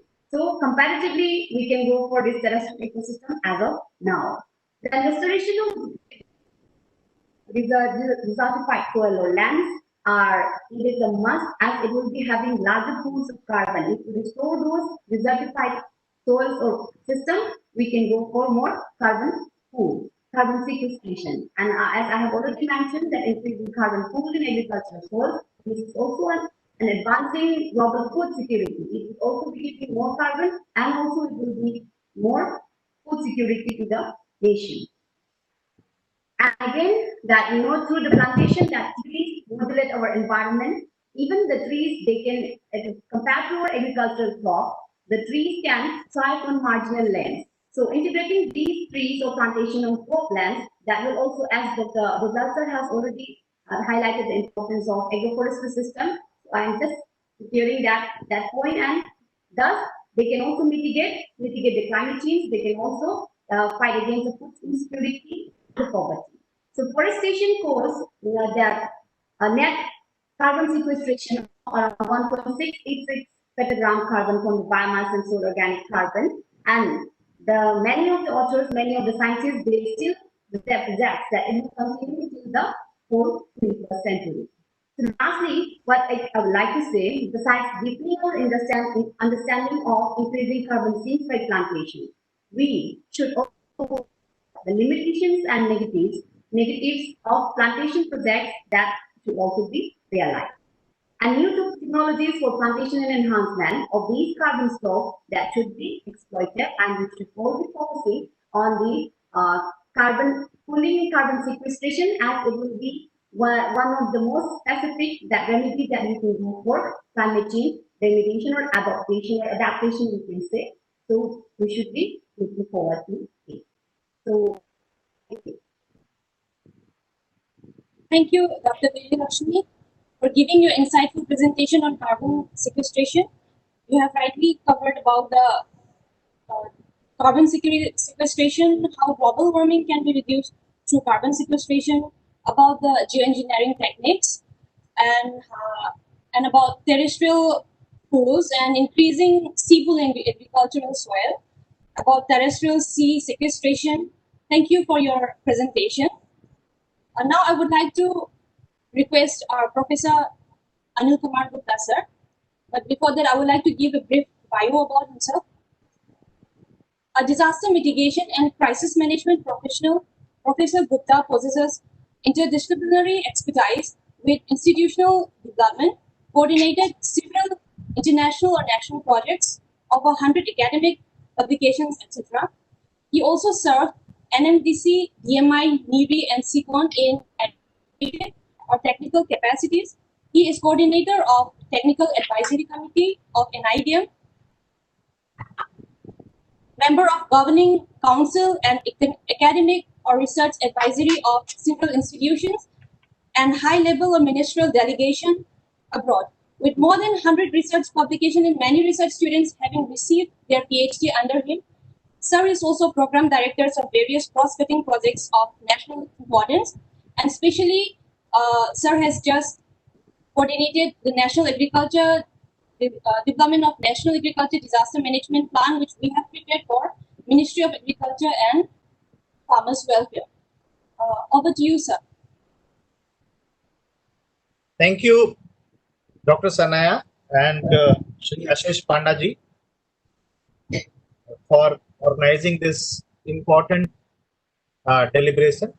And as I was listening to the speakers before me who made technical deliberations, I am not going to use any PowerPoint and not much time also, because some panelists have really spoken in very important details, and some panelists are going to touch upon very important issues from the field of practice also and their own experience after me.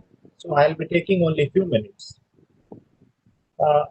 What I see here, as I was speaking during the opening remarks also, that the entire country in India, we are passing through a phase of transition within technology, because probably our generation is a generation which has seen the greatest advancement of science and technology. Now we are moving very fast towards utilizing robotics, utilizing a kind of a artificial intelligence is becoming so close to our life. In each and every aspect of our life, artificial intelligence is getting integrated. Each and every moment, each and every dimension, from our I would say that from bedroom to washroom to kitchen to our drawing room to our library to the laboratory and to our transport. So I think there is no aspect of our life which is going to remain untouched from artificial intelligence. So maybe in the present webinar we have Sanaya and Shri Ashish ji coordinating this program. It is likely that after a few years the webinars are being coordinated by some robots and only the speakers are coming and then they are presenting, and when the time is over, the robot will automatically cut the panelists like me who is taking more time. I'm also a professor like Pandey Saab, so we professors usually when we start speaking, then we do not have break. So I'm sorry, Professor Pandey Saab. So we are teachers. So anyway, so this is one kind of a revolution that we are likely to see, because whatever we had the fictions 30 years back are now reality. Second thing is social revolution also.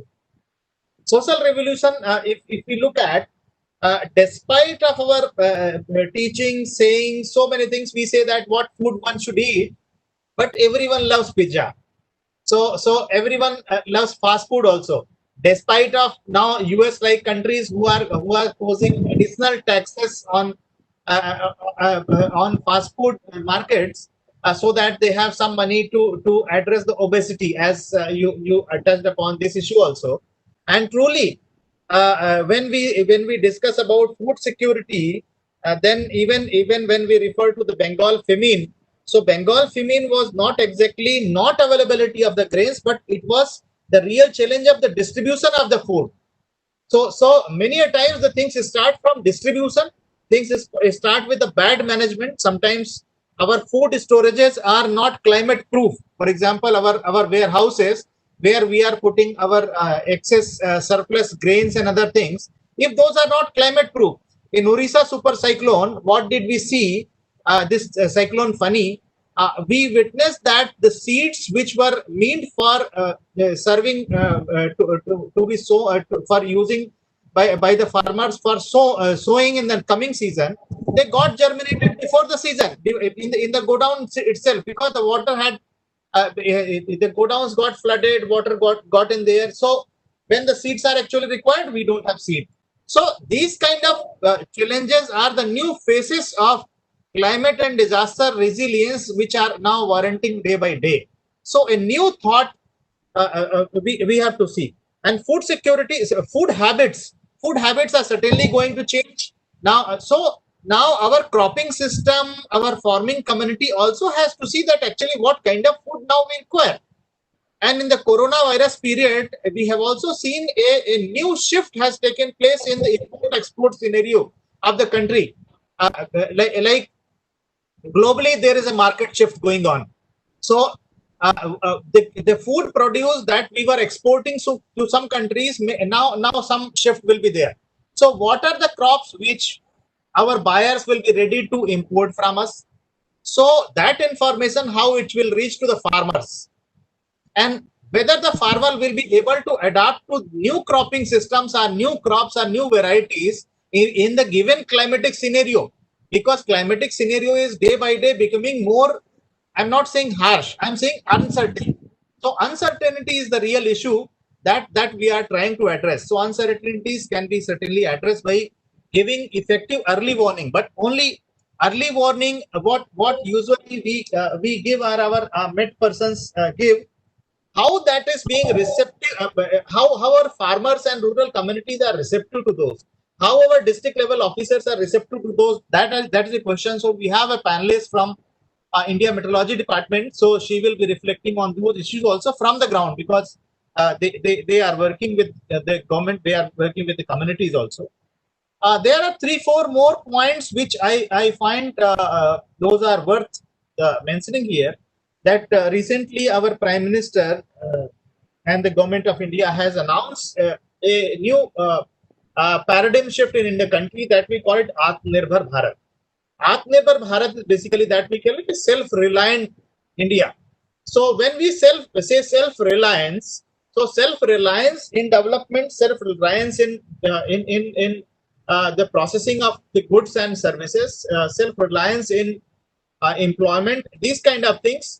I think the self-reliance in agriculture and self-reliance against disasters and climatic risk is also equally important, because whatever development we do, and we think that we have become self-reliant, and some disaster comes and wipes out everything whatever we have done.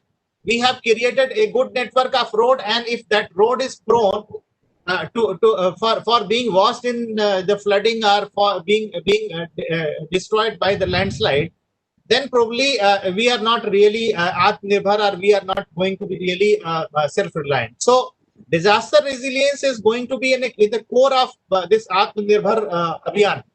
Second thing, India has an objective of becoming a $5 trillion US dollar economy by 2024, and then a 10 trillion economy by 2029. So agriculture being one of the most biggest, I would say, biggest sector of the economy, and biggest sector serving the life of the people, providing food and livelihood to the people, then that is a very important dimension when we are discussing about this economic revolution. Then ease of living.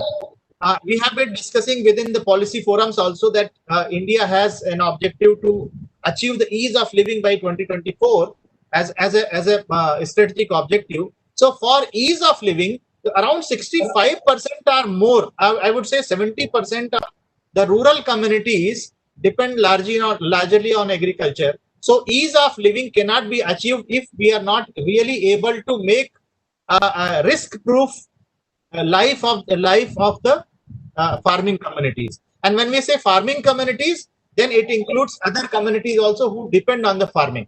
So agro business and agro industry, and vendors and mandi, all these kind of things. Then recently we organized, India hosted the global convention of the 14th Conference of Parties of United Nations Convention on Climate on Combating Desertification. So now see, for quite a long time, for decades, we have been occupying land for agriculture expansion. We have been taking the land from forest. We have been taking other lands for agriculture expansion because we needed to expand our agriculture and we needed to produce more crops. Now there's a other way around. The focus is now releasing land to forest, releasing land to nature. So that is coming up as new question.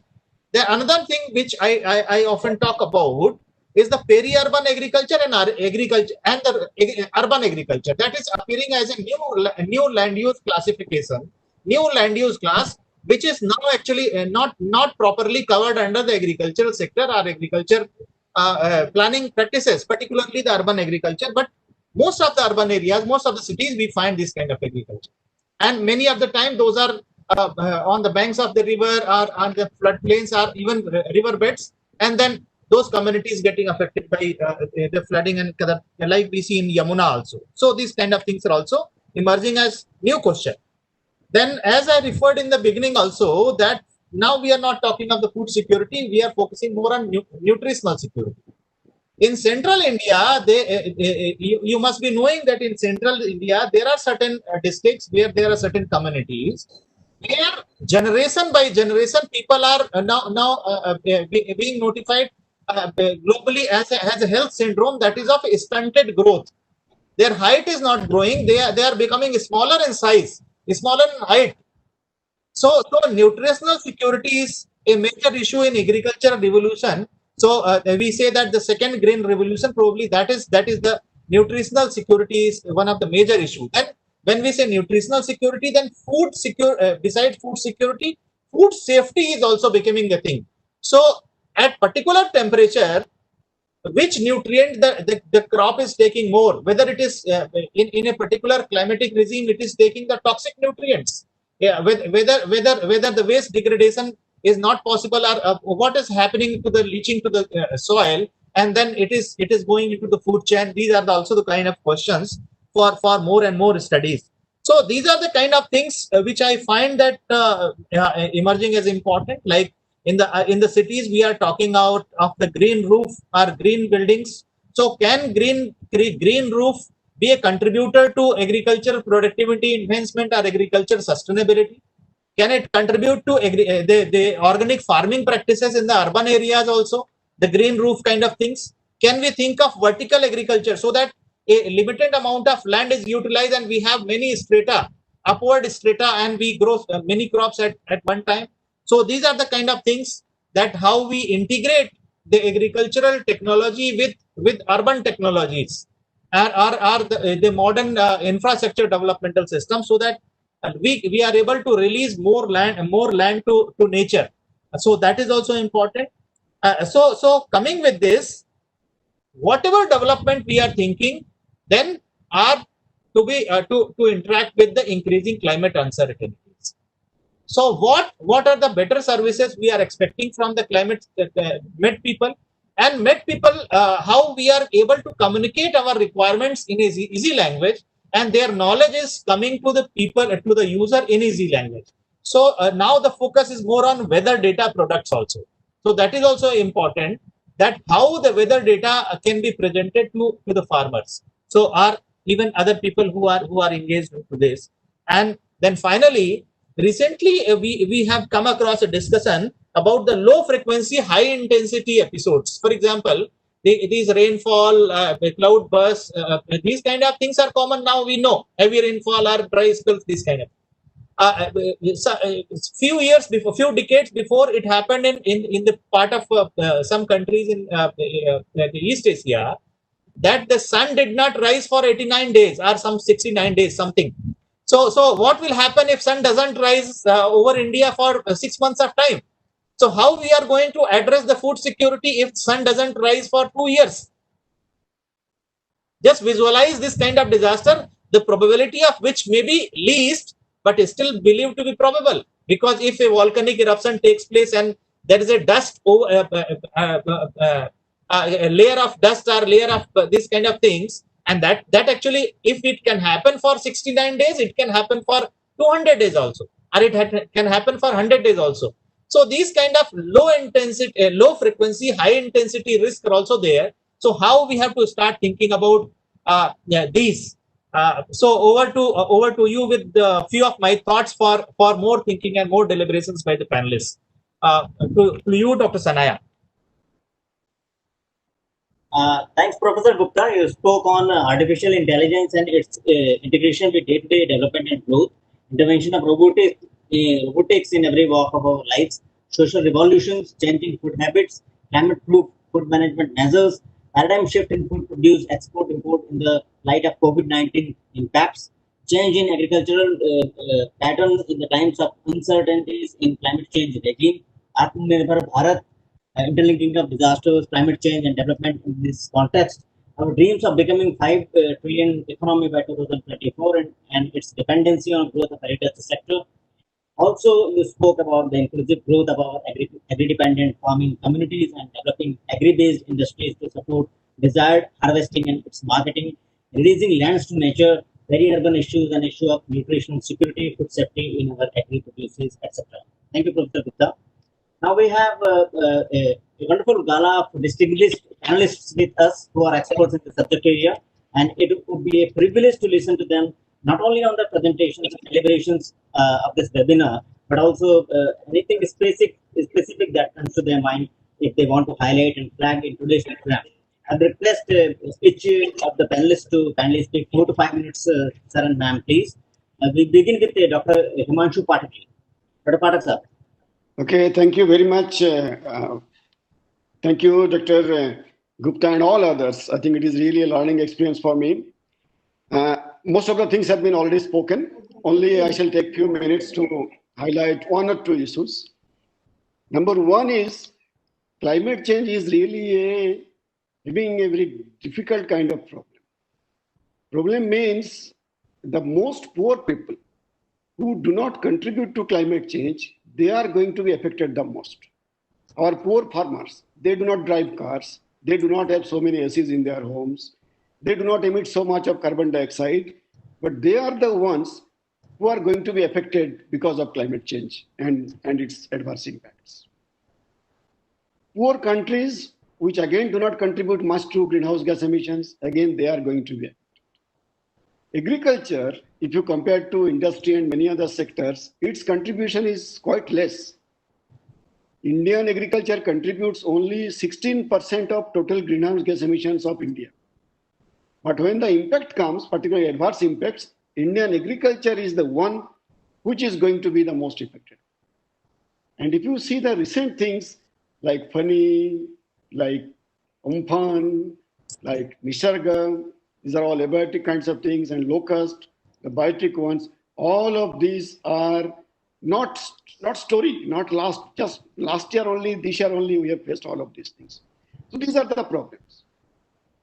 You know, whenever you have to manage this climatic risk, only there are 5 easy steps. Easy in terms of saying only, not implementation. Easy is, of course, the steps are foresee the risk, which we call as forecasting, which we call as projecting and something. Second one is adjust with the risk, which we call as adaptation, the one which we are discussing today. Third one is respond to the risk, response measures, and lots of technologies, including robotics and all of these things are available. Reduce the risk, which we call it mitigation, reduce the emission of greenhouse gases. And then, of course, capacity building, that is prepare the society to handle the risk. So far as adaptation is concerned, in all 3 or 4 presentations, we have highlighted all of the good technologies which have already been emerged or should be emerging. Just let me tell you, whether you talk of crop sector or horticulture sector or agroforestry or natural resource management, livestock, fisheries, in every sector, ICAR or state agricultural universities and other organizations, including NIDM, so many good technologies have been developed. And all the technologies, you can visit ICAR or any institute list and you will be finding those. I shall just give 1 or 2 examples. For example, during last 3 years, ICAR has released more than 70 varieties of different crops which are climate resilient or climate smart. For rice, for example, the institute which I was working earlier, we have released few varieties which are tolerant to submergence and also tolerant to drought, both at the same time. And these we can call them as climate resilient varieties. Similarly, we have got drought guard maize. There are maize varieties which can tolerate drought. And you can go on taking names of all other crops and you will be getting some varieties. Now the problem is to reach all those varieties to the farmers, to the poor farmers. Rich farmers can get those, but poor farmers, again, problem. We have got conservation agriculture. We have got resource conserving technologies. We have got all water saving technologies. We have got fertilizer technologies. And again, of course, ICT and precision agriculture, and probably many of you have already covered, and also Dr. Subindu may cover a few of these things. Again, all of these things are available. And our estimate shows that if all the technologies which are currently available, if you can put all those technologies with the farmers, then not only we will be able to compensate the loss due to climate change, rather we will be able to increase the productivity to the tune of around 20-25% with the current technologies. Forget about the technologies which are going to come in future. So that kind of preparedness in terms of technology availability is there. But then if you go to ground, not everywhere, there are good success stories, but in many places you may not find those technologies. That doesn't mean that nothing is happening. I shall give you only two examples to tell you that many things are happening. One is if you see the total food grain production of the country, in spite of all of these things, in spite of Corona, lockdown and all of this, food production of the country is still increasing. And this year we had the highest amount of food grain production, 295 million tons. That means somehow the things are working. Again, if you see in terms of greenhouse gas emission and mitigation, per unit area basis emission has increased. But our calculation shows that if we calculate in terms of emission per unit of production, that value is going down. So this is another good story. In 2019, there was a climate change performance index developed by world community, and India figured in the top of that. It had 9th position. So in that way also we are not doing so bad internationally. But at the end of the day, all of these technologies, whether it is adaptation technologies or mitigation technologies, those have to be implemented at 3 levels, and there we need innovations in science. We have to implement those at field level. Again, we have to reach them. As I said, technologies are there, but we have to reach them at village or block level, and then also at the national level, for which we need policy support, implementation, collaboration, and also like NIDM can certainly help in that, developing a policy which will help the government to integrate all the related departments which are working on climate change to come out with a good policy. Friends, just I would conclude with only few remarks. One is climate change is of course a reality and it is going to aggravate. What we need to do is we need concerted, proactive and holistic response. Otherwise we cannot handle or address the problems. Number 2 is agriculture also causes climate change. It also emits greenhouse gases, but also suffers from the problem. So it has got both the things. But it has got potential to solve the climate change problem to some extent. Third point is that adaptation options are available, whether in terms of varieties or natural resource management or whatever it is, options are available. And it is reaching to the extent, but there is still a large gap where we cannot reach, and there we need some kind of innovation and science of delivery, science of reaching to the people. Next one is, for that we need a capacity building. In today's activity, when I can see that there are many people, and I'm sure that many students are also participating in this particular event, I think we really need that kind of capacity with new technologies, not only of new varieties, but also artificial intelligence, also robotics and all other kinds of things. Then only we'll be able to address it. And of course, finally, we need to link climate management with market and development processes. It cannot be seen isolatedly only agriculture, or it is not only the role of only universities and ICR institutes and only Ministry of Agriculture. We have to link everything with the market. We have to link everything to the development process of the country. Every state government now has developed state level action plan on climate change. The documents are ready, but then there is a need to implement all of these things. But let me tell you, there are silver linings and we will be able to address the problems. As I said, the technologies are available and we are also doing substantially good in many areas. And I'm sure with all the concerted efforts, we will be able to solve the problems of climate change in times to come. Thank you very much. Thank you all. Thank you, Patel Saab. You rightly said, highlighted that the poor community in the country is getting affected by the climate change who don't really contribute to climate change that way. And Indian agriculture is getting hugely affected by climate change scenarios. You spoke about 5 easy steps to handle climatic risks. And then this is very important aspect you mentioned that this lab to land issues that are coming in the agriculture sector. We are having 70 climate resilient crops by ICR, but probably they are not reaching the farmers. So we have to move towards proactive and holistic research. Thank you so much, sir. I request Dr. Shibindu Shankar Ray sir, to speak. Dr. Shibindu. Am I audible? Yes, sir. Thank you, sir. Good afternoon. I'm very happy that NIDM is doing a webinar on climate change adaptation options in agriculture, science and innovations. I just heard Dr. Pathak, a great friend of mine, talking about ICR developing various technologies and showing what we should do. So practically, Dr. Pathak is a climate change expert. So I don't have too much to add. Few things I would like to add. Of course, Dr. Pathak has very nicely talked about all aspects.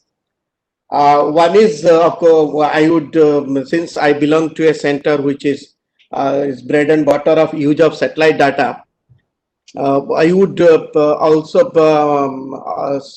suggest that since we have a long-term satellite data in every resource assessment, and we are already in India, we are very good in space technology, and we have satellite data for more than 40 years. They're available in various domains. You can get satellite data from Google Earth Engine. You can get long-term satellite data from various platforms.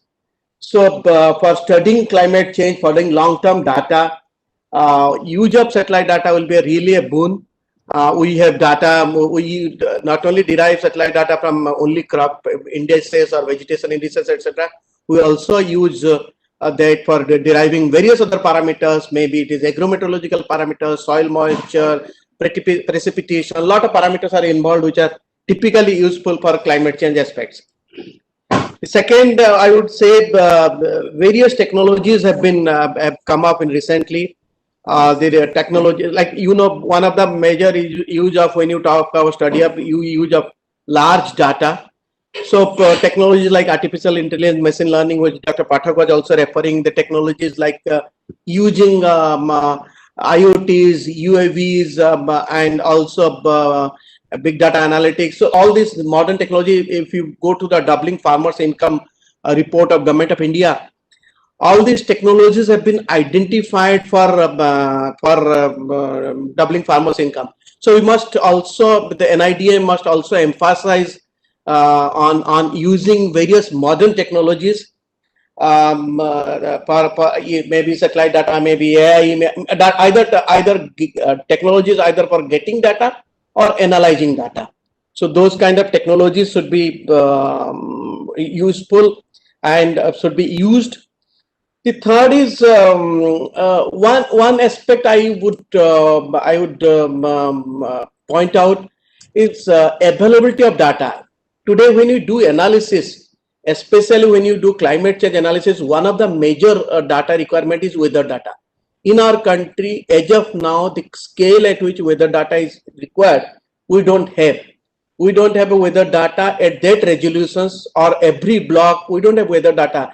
The most of the automatic weather stations, which the National Meteorological Department has only 600, 700 or maximum 2000 national agencies have. ICR has some states have, but most of the automatic weather station data are put by private companies, which may not be as per the requirement, as per the specification requirement, siting specification, instrument specification, as WMO or as IND. So weather data is a big challenge. So we need to look into this. How do we improve our weather information? We can have satellite-based weather information, but ground-based weather information for long-term data, we need to work towards that. Then we also need to focus on various typical districts. We have a set of rainfall districts, recently under the with the request of National Rainfall Area Authority, the CRIDA along with all of us have re-identified the rainfall districts. So the rainfall districts, then all the aspirational districts which Government of India is looking into, or the doubling farmers income manual has identified 29 double stress districts. The double stress districts are based on either their climate vulnerability or their poverty. So based on these districts should be identified where we should work. We should put our major focus on those districts. This is then next is we have seen with the climate change impact, or which is being now more and more imminent, the extreme weathers are frequently increasing. Their frequencies are increasing, especially the cold wave and heat waves. We have we are doing a study of last 50 years data. We are finding the frequency of cold waves and heat waves and the human deaths due to cold and heat waves are increasing. Rather, it is for cyclones it is reducing, or for drought it is reducing, but the cold and heat waves. So our emphasis on extreme weather events, especially cold and heat wave and rainfall extremes, also there should be, we must have put enough emphasis. Government of India has a big program. Of course, there are many flagship programs which look into these things. We have a Pradhan Mantri Fasal Bima Yojana, which does various technology-based risk assessment and provides compensation to farmers. We have Pradhan Mantri Krishi Sinchai Yojana. We have Soil Health Card Program. We have National Mission for Sustainable Agriculture, which look into all these activities, look into various activities. But to summarize, I would say the major emphasis should be technology, with using various technologies. Maybe it is genetic technology, maybe it is agronomic technology, maybe it is IT technology, or advanced technologies like IoTs, blockchain, AIs, etc. Those technologies, and also we should have or satellite data, and also we should focus on working on various vulnerable districts, like the double stress districts of doubling farmers income or rainfall districts. So this, in summary, I would like NIDM to concentrate on upon. Thank you.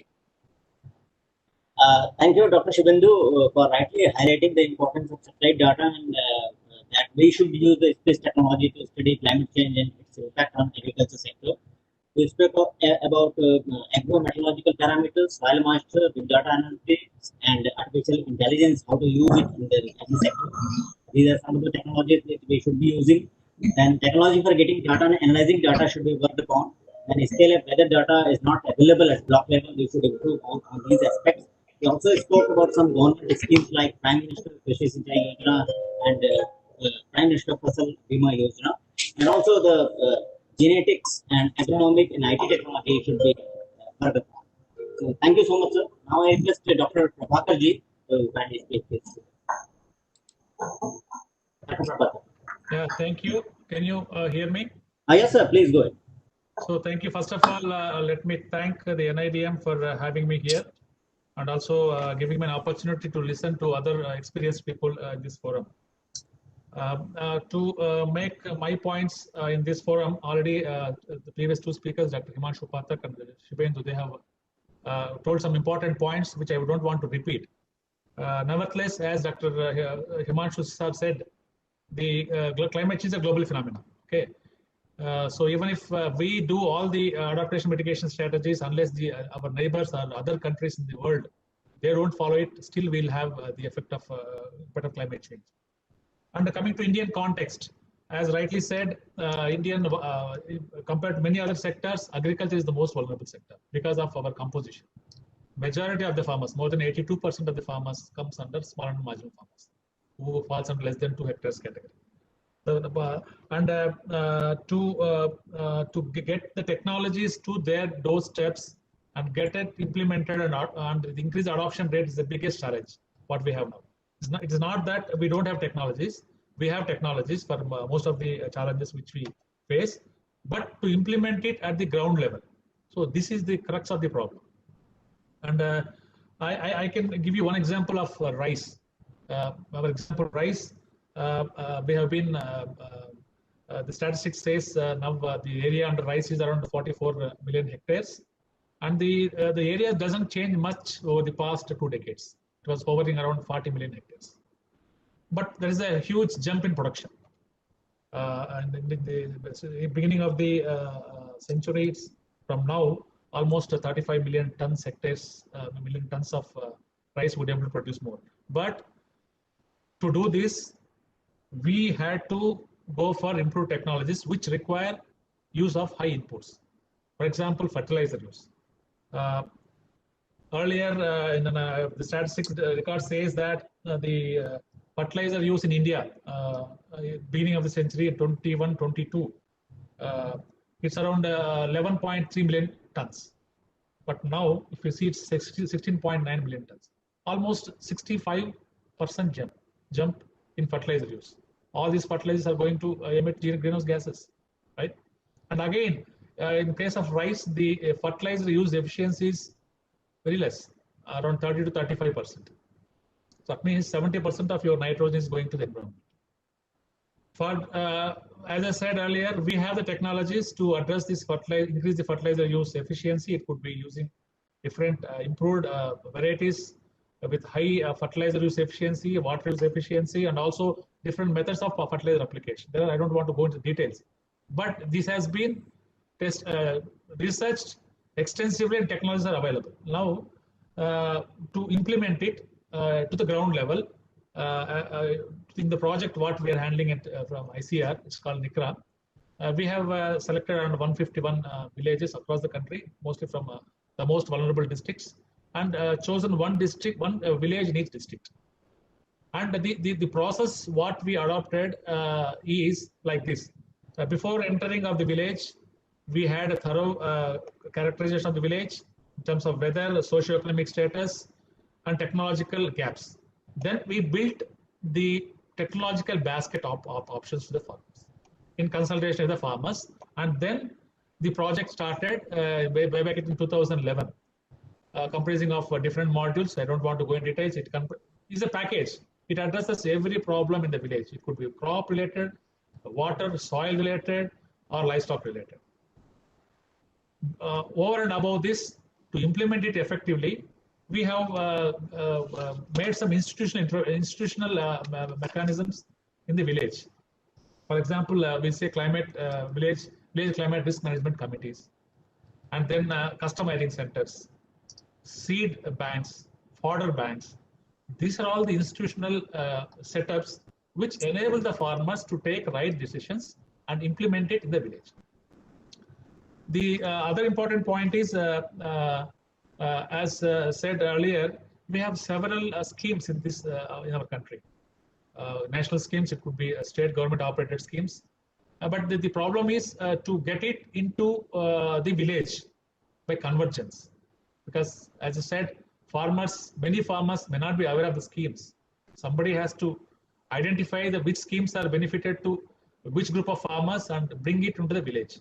So that's what exactly we did in our NICRA project.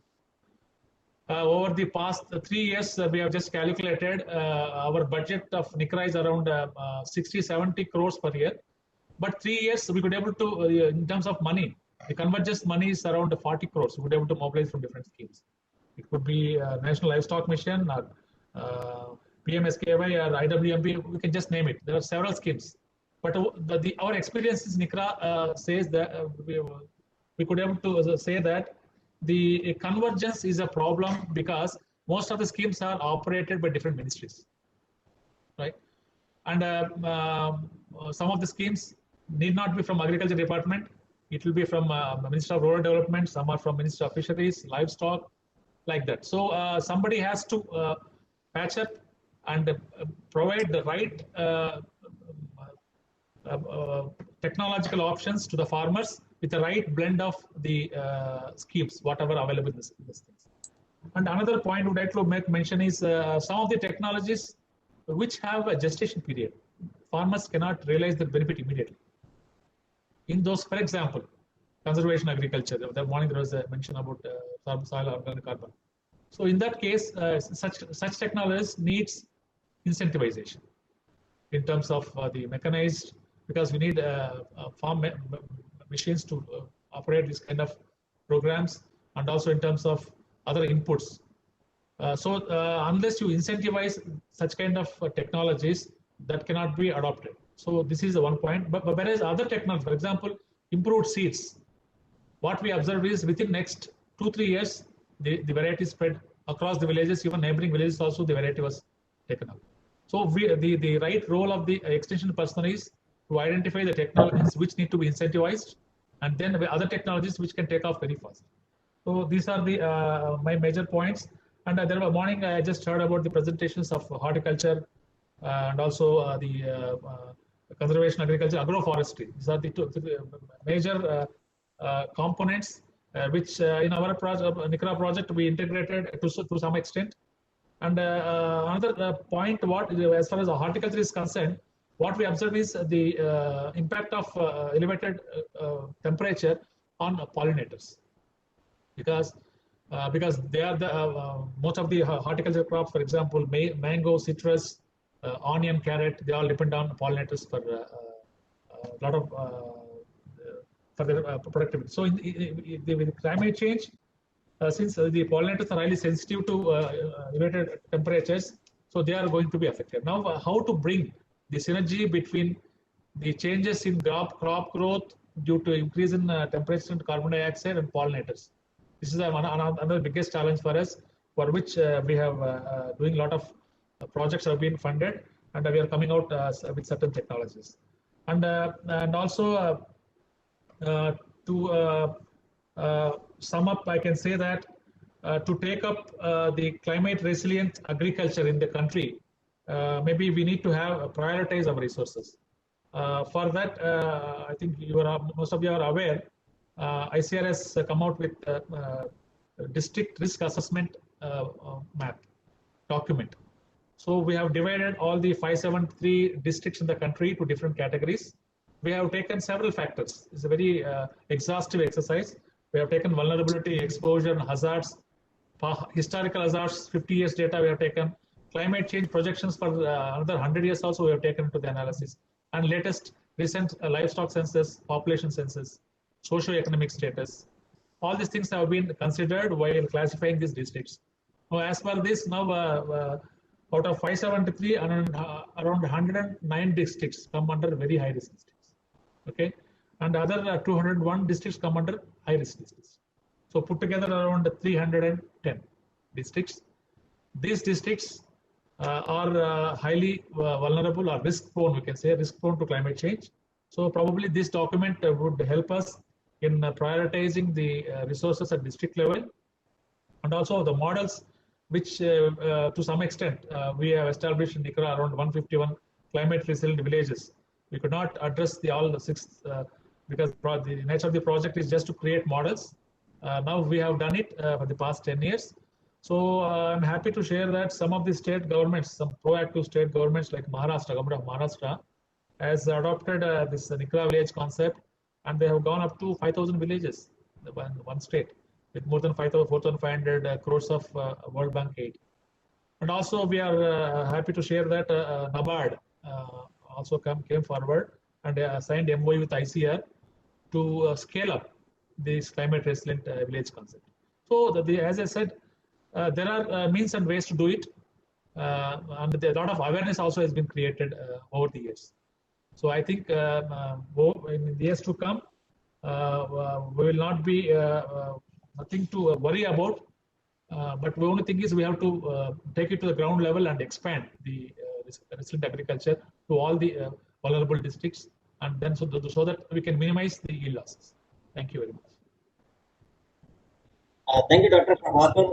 You rightly said that our neighbor countries should also follow the adaptation mechanisms, and we should take the technology to the farmers' doorsteps and implement schemes at ground level. And you rightly said that there is a 65% jump in the use of fertilizers, and only 35% of those fertilizers are used by the soil. The rest of the nitrogen is released to atmosphere. That is the area of worry. You spoke about one success story that is implemented in some village level by right kind of institutional mechanisms in the village, seed in water banks, and enabling farmers to take the right kind of decisions and implementing it. You spoke about convergence of national and subnational level schemes at village level. Synergy is required between different ministries and departments for this. Thank you very much, sir. Now I request Mamta Yadav, madam, to speak in this. Mamta, madam, please. वही आवाज आ रही है sir मेरी आवाज आ रही है Please. Okay. Thank you to the all organizers who have given me this nice opportunity to express my views on this webinar. So through this webinar I came to know how the climate change is crucial for the horticulture environment, and the climate change is affecting our crop and productivity and other scenarios. Since from past few years I'm working with IMD, and I have worked in the agrometeorological section and weather forecasting. So I'm dealing with this agrometeorological advisories for the state, and now looking at the agro advisory services which are disseminated to farmers. And IMD is a leading agency who is dealing with the agrometeorological service in the country. So what I have come across that presently IMD is working on a project that is called GKMS, Gramin Krishi Mausam Seva, under which we are giving the warnings or preparing the advisories for various crops, including the animal husbandries, crops, and other allied sectors. So all those sectors I am preparing the warning bi-weekly, preparing the advisories twice in a week, and we are disseminating those through the various formats by SMS, by emails, and to the various state agencies. So now presently IMD recently started a intensive exercise through the DAMO project, that is a district agrometeorological field unit, and we have recruited our subject matter specialists, those who are preparing the block level advisories. So we have reached up to the block level through those advisories, and we are disseminating our block level advisories to the grassroots farmers and making them aware, and making more awareness towards the weather-based advisories and agricultural practices. So nowadays, whenever we used to issue the advisories, certain the key issues which I feel in practice is that all the farmer communities are not well conducive with the ongoing changes in technology. Second thing, there is less awareness about the weather and weather-related products and advisories which are available for them to help them, to guide them. So these are the two key issues which the normal farmers face, and our services where we lack. Second thing, I often feel that there is also a lack of confidence in the advisories and in the advisories to follow their day-to-day agricultural practices and their plans. So these are the main issues. Now the issue of climate change. So all of us know that climate change is a global phenomena, but we have to address its local impacts. So global to local approach, how we will address. So to make more effective block level or even advisories to more finer, more smaller resolution, how we can make. So main problem is that we are not having the block level or even low level या low resolution या data हमारे पास नहीं है. So we lack the data at block level resolution. Past historical data we are not having. We are just dependent on model predictions or grid based data. So those kind of difficulties are there to disseminate or to prepare the block level advisories with accuracy. So these are the strong challenges, and how to build a confidence among the users for those advisories. This is also a key issue. So a dense network of the observatories, including the AWS as well as the surface observatories, is the key requirement to implement and to reach to the end user, and to make these advisory services and these knowledge from lab to ground. We can transform this knowledge to lab to ground by enhancing these observational networks and more awareness programs, and to make the things more easier, more understandable to the end user. So through those things we can address the issues, and by improving the forecast skills and accuracy, we can enhance the trust of the farmers on the advisories, and through that way we can give some contribution in economic terms, in the way in which the farmers can utilize and can gain a good output or can good yield, so that our knowledge can transform into a good valuable economic output. So thank you to all for giving me the opportunity. Thank you all. Thank you, Mamtaji.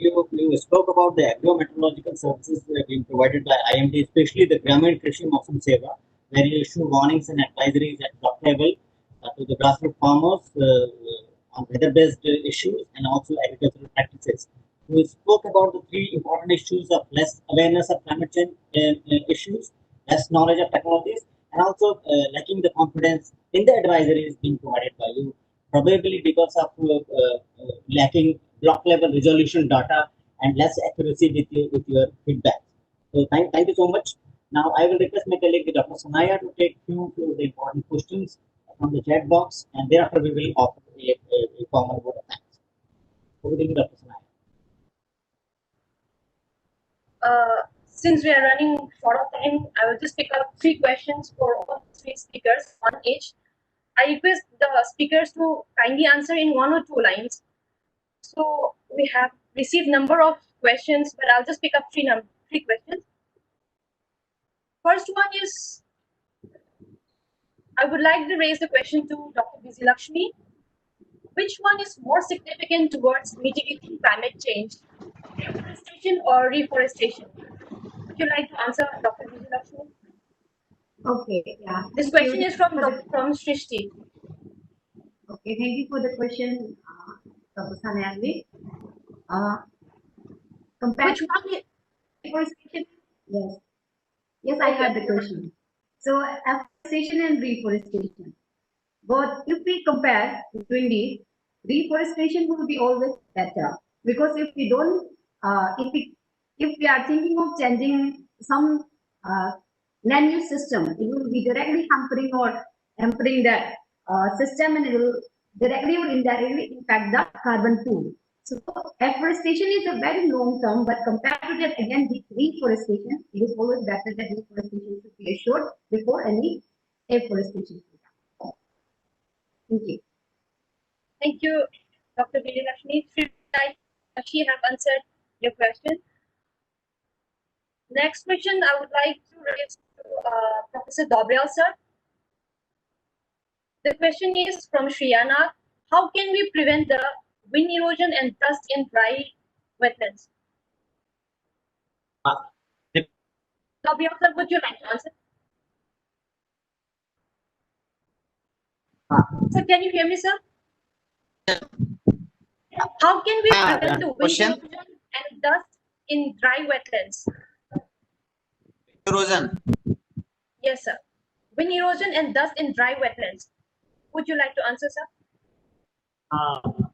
Most of wind erosion, we go for the shelter wind break creations at the farm level, and at the level we can go for the shelter belts, especially in the like in desert areas or coastal area, we are creating belts so the thick tree plantation in the strips actually, and that will prevent the this. And at farm level, we can go the wind breaks of the single or two layer of the trees, paired trees. That way we can have the combination of the trees and shrubs to have the closing of the farmlands can be checked. Thank you, sir. The last questions I would like to raise to Pandey sir. The question is, what could be the possible bottleneck in farming strategy to encourage contract or cluster mode of commercial cultivation of high-value crop in urban areas, utilizing space through terrace farming or vertical farming? Thank you, Sanaya. So we have reached towards the end of the program, so I'm offering a formal vote of thanks. So it was really a privilege and honor to hold such a wonderful knowledge-sharing webinar on such an important aspect of climate change adaptation option in agriculture, science and innovations. We could cover a vast range of burning issues related to this topic, and confident that the participants were exposed to various DRR mechanisms, government functioning, and way ahead in critical areas of concern in this regard. We thank our honorable patrons, Professor Arvind Kumarji, Vice Chancellor, RLB-CAU, Jhansi, and Shri Manoj Kumar Bindalji, AD and IDM, for their vision and continuous encouragement, in the absence of which it would not have been possible to hold such a wonderful webinar on needed topic. We are also thankful to our Honorable Program Chair, Professor Anil Kumar Gupta ji, for his strong support, guidance, and continuous monitoring in making this program worthwhile and successful. We thank all the esteemed speakers of this program for their very insightful, thought-provoking, and very informative and well-articulated presentations. Distinguished panelists for sharing their wonderful thoughts.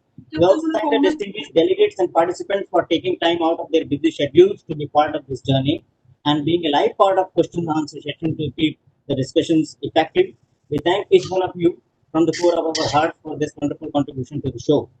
We believe that disaster management continuum through education, training, and capacity building should never be stopped. The gathering today should now be a close-knit family and work together for a disaster-resilient society in future. We will be having this data bank of your contacts with us and will invite you for our future programs as well. Kindly join.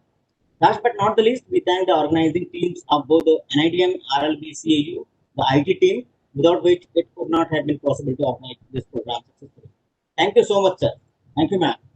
Thank you.